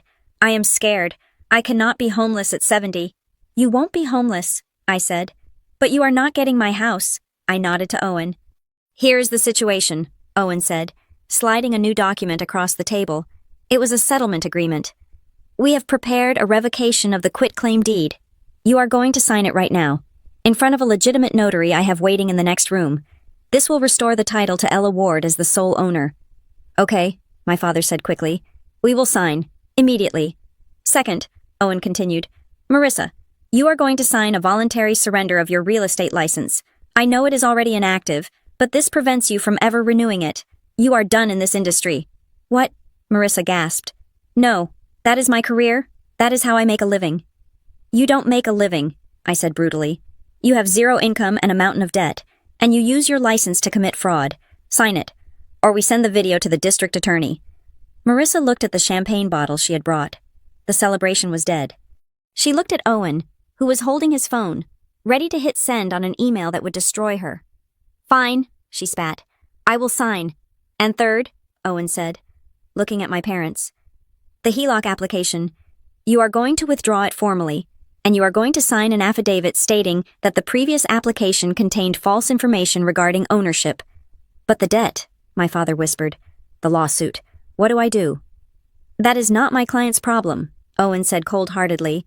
However, because Ella is more generous than I advised her to be. He looked at me. I took a deep breath. I will not give you money, I said, but I will pay for a bankruptcy attorney. A real one, not one of your friends from the lodge. You can file for Chapter 13. You can restructure the debt. You might save your house, but you have to do it legally, and you have to do it without me. Bankruptcy. My mother looked horrified. But the neighbors, the shame. The shame is better than prison, I said. And make no mistake, if you ever try to touch my title again, if I ever see another document with my name on it that I didn't sign, I will not call Owen, I will call the police, and I will press charges. Is that clear? My father nodded slowly. He looked at the amortization schedule of the $12,000, the money he had used to justify his entitlement. He pushed it away. It is clear, he said. Good, Owen said. He pressed a button on the intercom. Send in the notary. The door opened. A woman in a gray suit walked in with a stamp and a logbook. I watched as they signed. I watched my father's hand shake as he signed the deed revocation. I watched Marissa cry silent, angry tears as she signed the surrender of her license. I watched my mother look at the floor, unable to meet my gaze. They had walked in as a united front, arrogant and entitled. They were leaving as three broken individuals, stripped of their delusions. I didn't feel happy. I didn't feel triumphant. I felt a profound, hollow sadness. I had saved my house. I had protected my future. But I had lost the illusion that I had a family who cared about me more than they cared about their own survival. When the last signature was dried, I stood up. You can leave now, I said. Ella, my mother said, standing up shakily. Sunday dinner, we can just talk. No, I said. I think I will be eating alone for a while. They shuffled out of the room. Marissa forgot her champagne. It sat on the table, warm and unopened, a monument to a victory that never happened. Owen closed the folder. You handled that well. Did I asked, looking at the empty chairs. You established boundaries, Owen said. It is painful, but it is necessary. They were drowning, Ella, and they were climbing on your shoulders to breathe. I nodded. I looked at the screen, where the image of the forged deed was still displayed. Delete it, I said. Delete it all. Done, Owen said. But I knew that while the file could be deleted, the memory of seeing my own parents rationalize my destruction would stay with me forever. I had my house, but the home I thought I had grown up in, that was gone. The days following the confrontation in Owen's office should have felt like a victory lap. I had the confession. I had the signed revocation. I had stopped the immediate theft of my equity. But victory in a family war does not feel like winning. It feels like surviving a car crash where you are the only one who walked away. But you still have to look at the wreckage. Owen was ruthless in his efficiency. On Monday morning, he filed the emergency title freeze with the county recorder. It was a legal straitjacket for my property, ensuring that no document, not a deed, not a lien, not even a permit could be recorded against my parcel number without my direct, notarized consent and a court order. Simultaneously, he sent a formal notice of fraud to Centennial Trust, the lender my parents had tried to use for the HELOC. The letter was brutal. It attached the affidavit my parents had signed under duress, admitting the application contained false information. The loan was dead before it ever left underwriting. My role was different. Owen handled the defense. I had to handle the offense. I sat at my desk, staring at the website for the Colorado Division of Real Estate. The complaint form was long and tedious, asking for specific statutes violated. I didn't need to look them up. I knew them by heart now. Complaint against Marissa Ward, inactive licensee, nature of violation, unlicensed practice, misrepresentation, facilitation of fraudulent instrument. I uploaded the video file of Marissa claiming to be licensed and in good standing. I uploaded the email where she conspired with the notary. Clicking submit felt like pulling a trigger. I wasn't just reporting a bad agent. I was ending my sister's career. I was taking the things she defined herself by her status, her top producer persona, and I was dismantling it. Next came the police report. Owen had advised me to update the initial report with the new evidence. I went to the station in person. The desk sergeant, a tired-looking man named Officer Miller, looked at the stack of documents I placed on the counter. This is the supplemental, he asked. Yes, I said, including a confession regarding the forgery. He flipped through the transcript Owen's paralegal had prepared. Your sister, he asked, looking up. Yes. And your parents? Yes. He shook his head. Cold world. Ms. Ward. Very cold. He stamped the file. Received. That stamp was the line in the sand. It moved the issue from civil dispute to criminal investigation. The police might not arrest them today, but the file was open.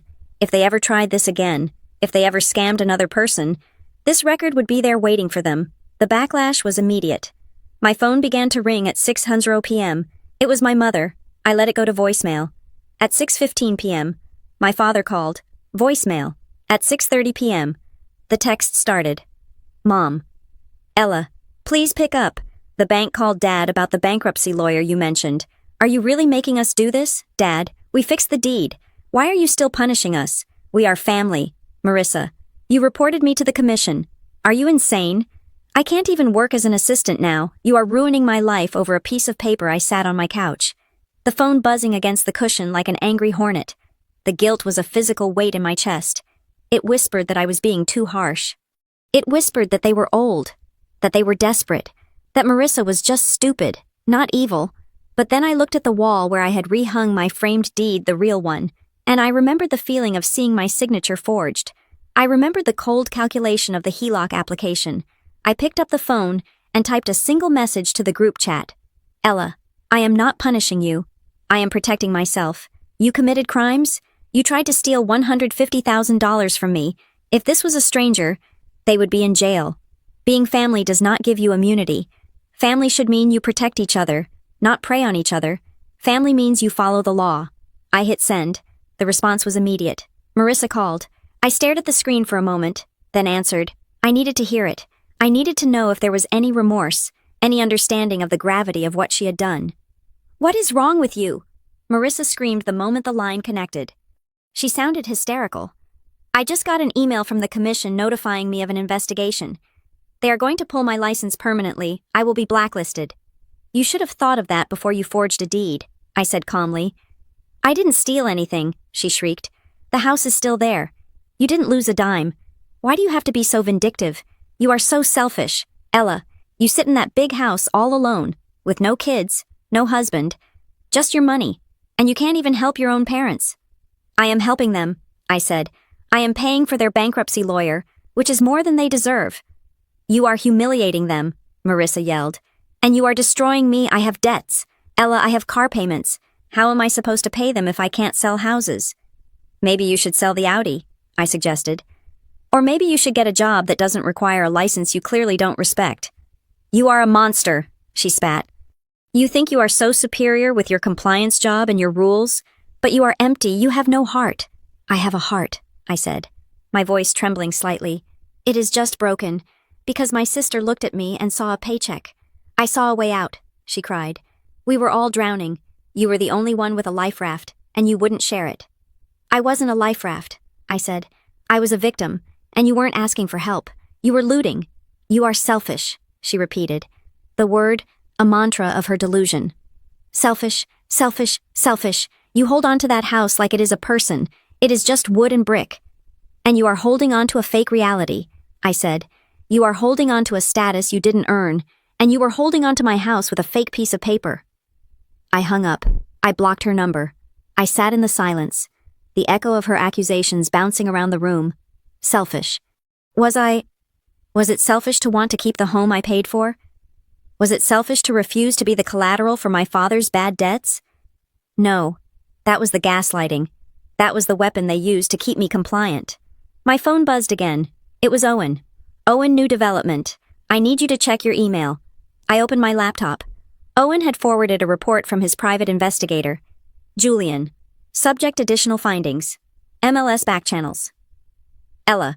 While we were digging into Marissa's activity, Julian found something disturbing. It turns out she wasn't just relying on the public MLS. There is a private Facebook group for off-market pocket listings in the Denver metro area. It is used by wholesalers and flippers to move properties quickly, usually for cash, bypassing the standard market scrutiny. Attached is a screenshot from 4 days ago. I opened the attachment. It was a post from Sarah Jenkins, the profile Marissa was using. Post hot off-market deal in Westbridge.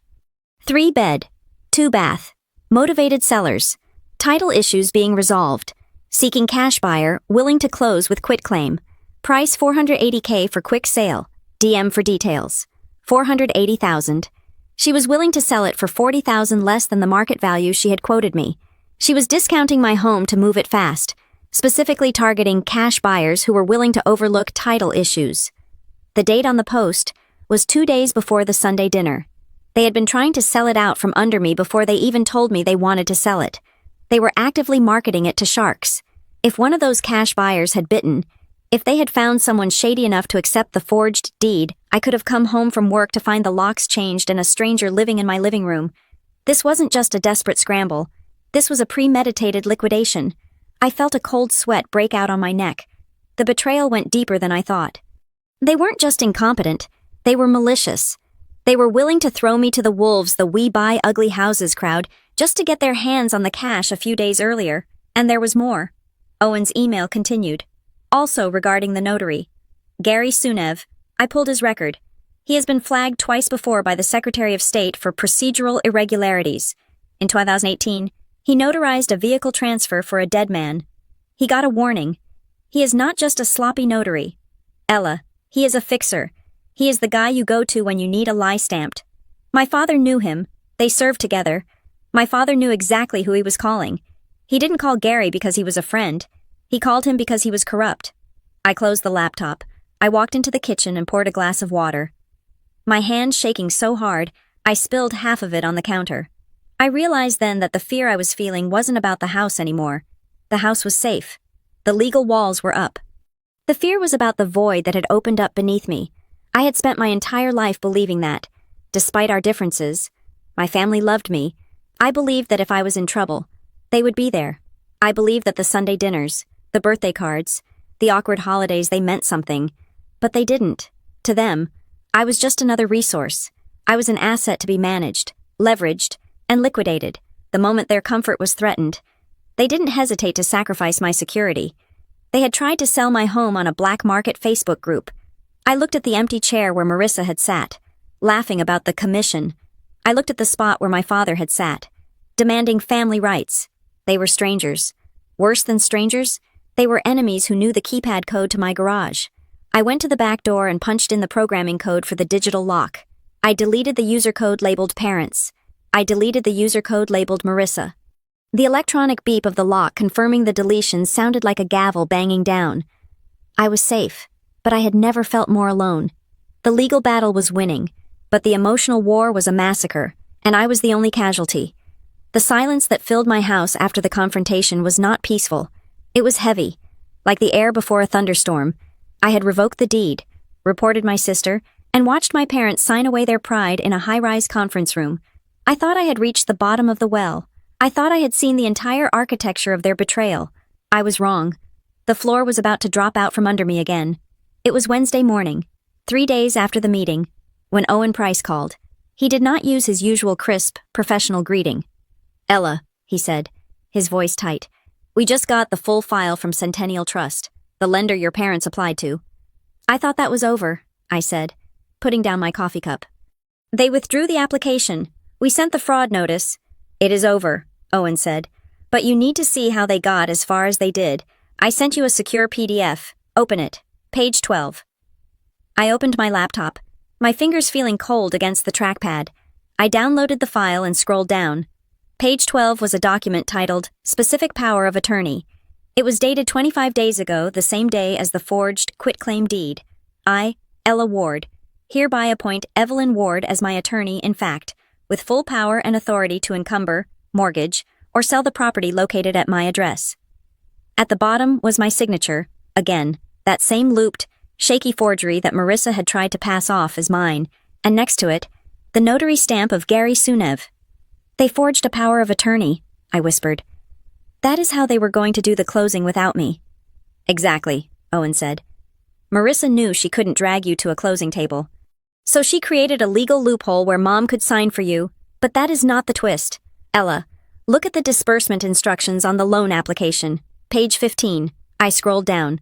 Usually, when you take out a home equity line of credit, the funds are available via a checkbook or transferred into the borrower's personal checking account. I expected to see my parents' joint account number listed, the one I had paid my loan into for 5 years. I did not see their names. Wire instructions for initial draw, $150,000.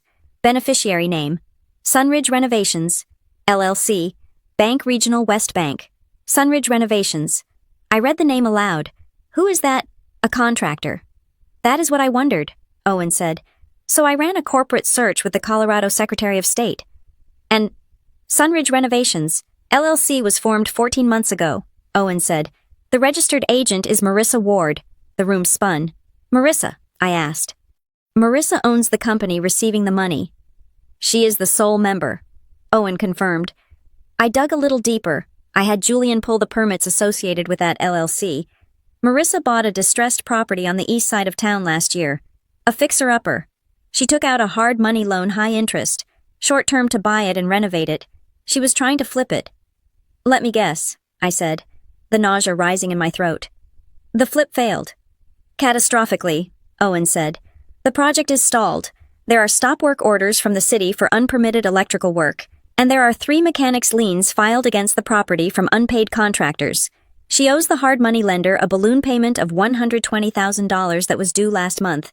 She is facing foreclosure on her investment property. I sat back, staring at the screen. The pieces of the puzzle shifted, forming a picture that was far uglier than simple parental desperation. My father had told me he needed money because he was being sued for his co-signed loan. That was likely true. My parents were indeed in financial trouble. But Marissa had hijacked their crisis. She played them, I realized.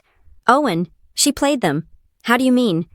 Dad needed money for his lawsuit, I reasoned, my mind racing through the logic of the con. He was panicked. Marissa stepped in as the savior. She probably told them, "We will take out a loan on Ella's house to pay off your debt." But the wire instructions the money wasn't going to Dad, it was going to Sunridge. She was going to pay off her own hard money loan first, Owen surmised. She probably promised them she would finish her flip, sell it for a profit, and then give them the cash for Dad's lawsuit. She was using your equity to bail out her failed business, using Dad's panic as the moral justification. She used my parents as a shield, I said. The anger that flared in me was white-hot. She knew I would hesitate to sue Mom and Dad. She knew I would feel guilty about Dad's retirement, so she put their names on the quitclaim. She put Mom's name on the power of attorney, but the money was going straight to her LLC. It explains why she was so desperate to sell your house when the HELOC got delayed, Owen said. She has contractors breathing down her neck. She needs cash, and she needs it yesterday. Your house was just a piggy bank she was trying to smash open. I looked at the wire instruction again. Sunridge Renovations, a generic name designed to look like a legitimate vendor. My parents probably didn't even read the fine print. Marissa likely told them, "Oh, that is just the escrow company," or, "That is the account we use for tax purposes." And they believed her, because she was the successful one, the top producer. She didn't just steal my identity, I said, my voice shaking. She embezzled from our parents. She set them up to take the fall for a felony so she could pay off her bad real estate gamble. It changes the narrative, Owen said. Your parents are co-conspirators. Yes, they signed the documents, but Marissa is the architect. This is sophisticated fraud. Ella, she created a shell company, forged a power of attorney, and manipulated 2 elderly people into committing a crime to cover her own insolvency. I want to see the property, I said suddenly. What? The flip, I said. The house she bought. I want to see what my life was being sold to pay for. I will send you the address, Owen said, but do not get out of the car, and do not engage. 40 minutes later, I parked my sedan across the street from a dilapidated ranch-style house on the east side of Westbridge. The address matched the one Owen had sent for Sunridge Renovations. It was a wreck. A dumpster sat in the driveway, overflowing with debris. The windows were covered in plywood. A bright orange sticker was slapped on the front door. Stop work order. Code violation. This was it. This was Marissa's empire. This was the top producer lifestyle. A half-finished, rotting house that she couldn't afford to fix and couldn't afford to sell. I imagined my sister standing in this driveway, looking at this disaster, and realizing she was ruined. And instead of owning it, instead of declaring bankruptcy or asking for help, she turned her eyes toward my home. She looked at my stability, my paid-off renovations, my clean title, and she decided she was entitled to burn it all down to save herself. I looked at the house, and I didn't see a business failure. I saw malice. My phone rang. It was my mother. I stared at the screen. I hadn't spoken to her since they left the office. I took a deep breath and answered. Ella. Her voice was small, fearful. I know about Sunridge Renovations, I said. I didn't say hello. I went straight for the jugular. There was a silence on the other end, a long, confused silence. Sun what? Evelyn asked. What is that? The company Marissa set up, I said. The company that was going to receive the $150,000 from the loan on my house. Did you know the money was going there? No, Mom said, her voice trembling. Marissa said she said the money would go into an escrow account. She said she would manage it to pay off your father's settlement and then invest the rest to pay back the loan. She lied to you, Mom, I said. Sunridge is her failed house-flipping business. She has liens on a property across town. She owes over $100,000 to hard money lenders. She wasn't taking the money to help Dad. She was taking it to pay her own debts. That cannot be true, my mother stammered. She is doing so well. She just bought a new car. She is broke, I said. She is unlicensed. She is drowning in debt. And she used you. She made you sign those papers. She made you risk jail time so she could bail herself out. I heard a gasp, then a sob. She told us it was for the family, Mom cried. She swore on your grandmother's Bible, Ella. She said she was saving us. She was saving herself, I said. She threw me under the bus, and she used you to drive it. I have to call her, Mom said, panic rising in her voice. I have to ask her. Do not call her, I commanded. If you call her, she will lie. She will spin it. She will tell you I am jealous or crazy. You need to listen to me. I am the one with the documents. I am the one with the truth. What are you going to do? Mom whispered. I am going to finish it, I said. Owen is preparing the final file for the Real Estate Commission and the district attorney. We have the video of her confession. We have the forged power of attorney. We have the wire instructions to her shell company. Ella, please, Mom begged. She is your sister. She will go to prison. She belongs in prison, I said. The words tasted like ash, but they were true. She is a predator, Mom. She preyed on me. She preyed on you. If I let her go, she will do it to someone else. She will find another senior citizen, another family member, and she will ruin them. We will pay you back, Mom promised, desperate now. We will sell our house. We will give you everything. Just do not send her to jail. It is not about the money anymore, I said. I looked at the rotting house across the street. You cannot buy your way out of this. You broke the trust. She broke the law. There is a price for that. I hung up. I drove back to my house, my safe, clean, legally owned house. I walked into the kitchen where Owen was still working. You were right, I told him. My parents didn't know about Sunridge. They were useful idiots. Does that change your mind? Owen asked. About the prosecution. No, I said. It confirms it. Marissa is dangerous. She is willing to destroy her own parents to cover her tracks. Owen nodded. I have the hearing schedule. The State Real Estate Commission has granted an emergency session because of the severity of the evidence. They want to hear from you on Friday, and the district attorney's office has reached out. They are interested in the notary fraud and the wire fraud elements. Good, I said. There is one more thing, Owen said. He hesitated, tapping his pen on the desk. Marissa's lawyer contacted me an hour ago, a public defender type. Looks like she finally realized she needs representation. And they want to offer a deal. Owen said, Marissa will sign a confession admitting to administrative errors. She will agree to a permanent surrender of her license. In exchange, they want a non-disclosure agreement. They want you to drop the criminal complaint and agree not to sue for civil damages. They are offering you $10,000 as a nuisance settlement, I laughed. It was a dry, humorless sound. $10,000? I asked. She tried to steal $150,000. She tried to sell my home for $500,000, and she thinks $10,000 makes it go away. It is a standard opening offer, Owen said. It keeps her out of jail. It saves the family name from a public scandal. I thought about the Sunday dinners. I thought about the way Marissa would brag about her sales, making me feel small. I thought about the forged signature, the fake notary, the shell company. I thought about my father's shaking hands as he realized he had been used. No, I said. No counteroffer. Owen asked. No deal, I said. I do not want her money. I do not want her silence. I want it on the record. I want every real estate agent, every lender, and every title company in Colorado to know what she did. I want to make sure she never touches a contract again. If we go to the hearing, Owen warned, it will be public.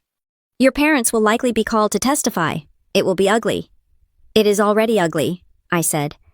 Now it just needs to be truthful. I walked over to the fridge and pulled out a bottle of water. I felt a strange sense of calm. The confusion was gone. The guilt was gone. Tell the DA we are cooperating fully, I said. Tell the commission I will be there on Friday, and tell Marissa's lawyer that the only thing I will sign is her sentencing transcript. Owen smiled. A grim, respectful smile. I will draft the response. I looked out the window at my backyard. The sun was setting, casting long shadows across the grass. I had defended my territory. Now, I had to clean up the mess, and that meant taking out the trash. Even if it shared my last name, I was done being the victim. I was done being the daughter. On Friday, I would be the executioner. The hearing room at the Colorado Division of Real Estate was sterile, smelling faintly of floor wax and stale coffee. It lacked the dramatic mahogany of a criminal courtroom, but the tension in the air was far heavier. This was not a place for theatrical arguments. It was a place where careers went to die. I sat next to Owen Price at the plaintiff's table. Across the aisle, Marissa sat huddled next to her public defender, a young woman who looked overwhelmed by the sheer volume of evidence stacked against her client. My parents, Mark and Evelyn, sat in the gallery row directly behind Marissa. They looked smaller than I had ever seen them. My father was not wearing his usual confident posture. He was slumped over, staring at his shoes. My mother was clutching a handkerchief, her eyes red and swollen. The chairperson of the commission, a stern woman named Mrs. Davis with glasses perched on the end of her nose, tapped her gavel. It was a sharp, final sound. "We are here to review the emergency complaint filed against Marissa Ward," Mrs. Davis announced. "Case number 492 regarding allegations of unlicensed practice, misrepresentation, fraud, and forgery. Mr. Price, you may proceed." Owen stood up. He did not need to shout. The facts were loud enough. "Commissioners," Owen began, his voice steady, "we are not here to debate a family misunderstanding. We are here to address a calculated scheme to defraud a homeowner of over $200,000 in equity and to saddle her with $150,000 in unauthorized debt." The respondent, Marissa Ward, acted as an agent while her license was inactive. She forged deeds, she forged powers of attorney, and she created a shell company to embezzle the proceeds. Owen walked to the projector. Exhibit A, the quitclaim deed, transferring 40% interest to Mark and Evelyn Ward. Exhibit B, the specific power of attorney granting Evelyn Ward the right to encumber the property. Both documents bear the signature of my client, Ella Ward. He paused, letting the images burn into the screens of the 5 commissioners. "My client did not sign these," Owen stated. "And we can prove it." He played the audio from the sting operation. The sound of Julian's voice asking about the signature filled the room, followed by Marissa's clear, confident reply. "I watched her sign it myself. Then I drove it down to Gary." Marissa flinched as her own voice echoed off the walls. She pulled her blazer tighter around herself, as if trying to disappear. "She lied to a potential buyer," Owen continued. "She claimed to witness a signature that never happened. She claimed to be a licensed agent in good standing, and she claimed to represent the owners when, in fact, she was robbing them." The door to the hearing room opened, and a man in a gray suit walked in. It was the representative from Centennial Trust, the lender. He took the stand. "Can you confirm the status of the loan application?" Owen asked him. "We had approved a home equity line of credit for $150,000. The banker testified. His tone was grave.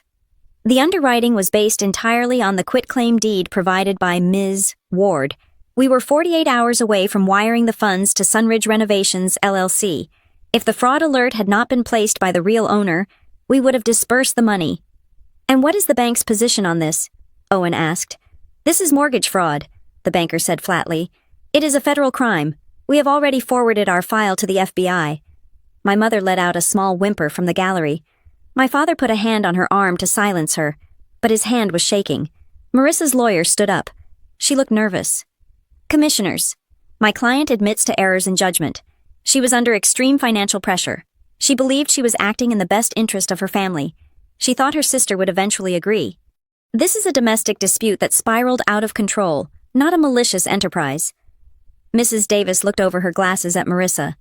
"Ms. Ward, do you have anything to say?" Marissa stood up. She tried to summon the tears that had worked so well for her entire life. She looked at me, her eyes wide and pleading. "I just wanted to help my parents," Marissa sobbed, her voice trembling. "My dad was being sued.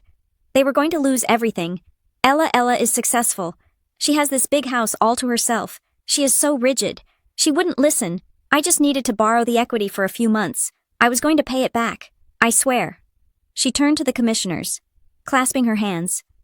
"Please, I have been a top producer for 10 years. Real estate is my life. Do not take my license. I made a mistake, but I did it for love." It was a good performance. For a second, I saw a flicker of sympathy in the eyes of one of the younger commissioners, but Owen was not done. "We would like to call our final witness," Owen said. "Mr. Gary Sunev." The air left the room. Marissa froze. She turned around to look at the door, her face draining of all color. Gary walked in. He looked like a man who had not slept in a week. He was wearing a rumpled suit and carrying a lawyer of his own. He had clearly cut a deal. He took the oath. "Mr. Sunev," Owen asked, "you notarized the quitclaim deed and the power of attorney in question. Did Ella Ward appear before you?" Gary looked at me. He looked at Marissa. He swallowed hard. "No," Gary said. "Then who signed the book?" Owen asked. "Marissa came to my office in Oakhaven," Gary said, his voice raspy. "She said her sister was sick and couldn't travel, but she said she brought her—" "She brought her?" Owen repeated. "Who did she bring?" "She brought a woman," Gary said. "Blonde, about 30. She had a fake ID with the name Ella Ward on it. Marissa told me it was her sister. She told me the ID was real. The woman signed the book. Marissa signed as the witness." The room went dead silent. It wasn't just a forged signature. It wasn't just a lie told over the phone. Marissa had hired an imposter. She had found someone, coached them, provided them with a fake ID, and driven them 3 hours to Oakhaven to physically impersonate me. My mother gasped, loud enough to be heard by everyone. "Marissa," she whispered. "You said Ella signed it at the table." Marissa didn't answer. She stared straight ahead. Her jaw locked. "So to be clear," Mrs. Davis said, her voice icy, "the respondent did not just fudge paperwork. She staged a fraudulent signing event with a decoy." "Yes, ma'am," Gary said. "I didn't know until the investigator showed me the real Ella Ward's picture today. That is when I knew I had been played." That was the nail in the coffin. The "I did it for family" defense crumbled instantly. You do not hire an actress and forge government identification cards for family love. You do it for criminal gain. Mrs. Davis didn't even need to consult with the other commissioners. She wrote something on her notepad and looked up. "The commission has heard enough," she said. She looked at Marissa with pure disgust. "Marissa Ward, your license is hereby revoked, not suspended, revoked. You are permanently barred from holding a real estate license in the state of Colorado. Furthermore, given the testimony regarding identity theft and wire fraud, we are formally referring this matter to the district attorney's office with a recommendation for prosecution. You are fined the maximum administrative penalty of $10,000 per violation. That is a total of $40,000. She banged the gavel. "This hearing is adjourned." Marissa collapsed into her chair. She put her head in her hands. She didn't look at me. She didn't look at our parents. She was alone in the wreckage she had built. I stood up. I felt light. The weight of the last week, the weight of the betrayal, lifted off my shoulders. I walked out of the hearing room. Owen followed me. My parents hurried after us, catching up in the hallway near the elevators. "Ella," my father called out. His voice was cracked. I turned around. They looked at me, and then they looked at Owen, and then they looked back at me. They finally understood. They understood that they were not the owners. They were not the partners. They were the victims of their own daughter, and they had almost helped her destroy me. "She hired someone," my mother whispered, tears streaming down her face. "She hired someone to pretend to be you." "Yes," I said. "She planned it. Mom, she planned it weeks ago, while you were inviting me to dinner, while you were asking me about my job." "We didn't know," my father said. He reached out a hand, but he didn't dare touch me. "Ella, you have to believe us. We thought we were just claiming what was fair. We didn't know about the fake ID. We didn't know about the shell company." "I believe you didn't know the details," I said. "But you knew you were taking my house. You knew you were forcing me, and that was enough." "What do we do now?" Mom asked. "The bank, the lawsuit." "You call the bankruptcy lawyer," I said, "and you deal with it. You are adults." "Can we come over?" Dad asked. "Can we just sit down as a family?" I looked at them. I looked at the people who had raised me, who had taught me to be honest, and who had thrown all of that away for a quick payout. "No," I said. The word hung in the air, sharp and final. "For the next 6 months," I said. "Any communication goes through Owen. Do not call me, do not text me, and do not come to my house." "Ella, please," Mom sobbed. "You are our daughter." "I am," I said, "and that is the only reason I am not pressing charges against you for signing that power of attorney. Go home, Mom. Take care of Dad, and let me heal. I turned and walked into the elevator. Owen stepped in beside me and pressed the button for the lobby. The doors slid shut, cutting off the image of my parents standing in the hallway, looking lost and broken. That evening, I stood in my home office. The house was quiet. The cameras were gone. The buyer was gone. The threat was gone. On my desk lay a fresh document Owen had given me. It was a certified copy of the title. Stamped today. Owner Ella Ward. Encumbrances none. It was clean. The quitclaim was voided. The power of attorney was shredded. The HELOC was closed. The warning flag on the title meant that no one, not my parents, not my sister, not even me, could sell this house without a mountain of verification. I took the document and placed it in a simple black frame. I walked to the wall where I kept my diplomas and my certifications. I hammered a nail into the stud. I hung the deed right in the center. It wasn't a trophy. It wasn't a symbol of wealth. It was a reminder. It was a reminder that blood is not a binding contract. It was a reminder that people, even the ones who are supposed to love you, will show you who they really are when money is on the table. My sister had lost her career. My parents had lost their dignity. And I had lost the illusion of a happy family. But as I looked at that piece of paper, stamped with the seal of the county recorder, I felt a profound sense of peace. I had kept the one thing that actually belonged to me. I had kept my self-respect. And in a world full of forgery and fake smiles, that was the most valuable asset of all. I turned off the light and walked out of the office, closing the door firmly behind me. The lock clicked into place, and for the first time in weeks, I felt truly safe. Thank you so much for listening to this story on Maya Revenge Stories. I really hope you enjoyed following Ella's journey as she fought back against betrayal to protect what was hers. I would love to hear from you. Please comment down below and tell me where you are listening from. Are you tuning in from the US, the UK, the Philippines, or somewhere else? Let's get a conversation going in the comments section. If you enjoyed this story, please hit that like button, subscribe to the channel, and smash the hype button to help this video reach more people who love a good justice drama. Your support means the world to us. See you in the next story.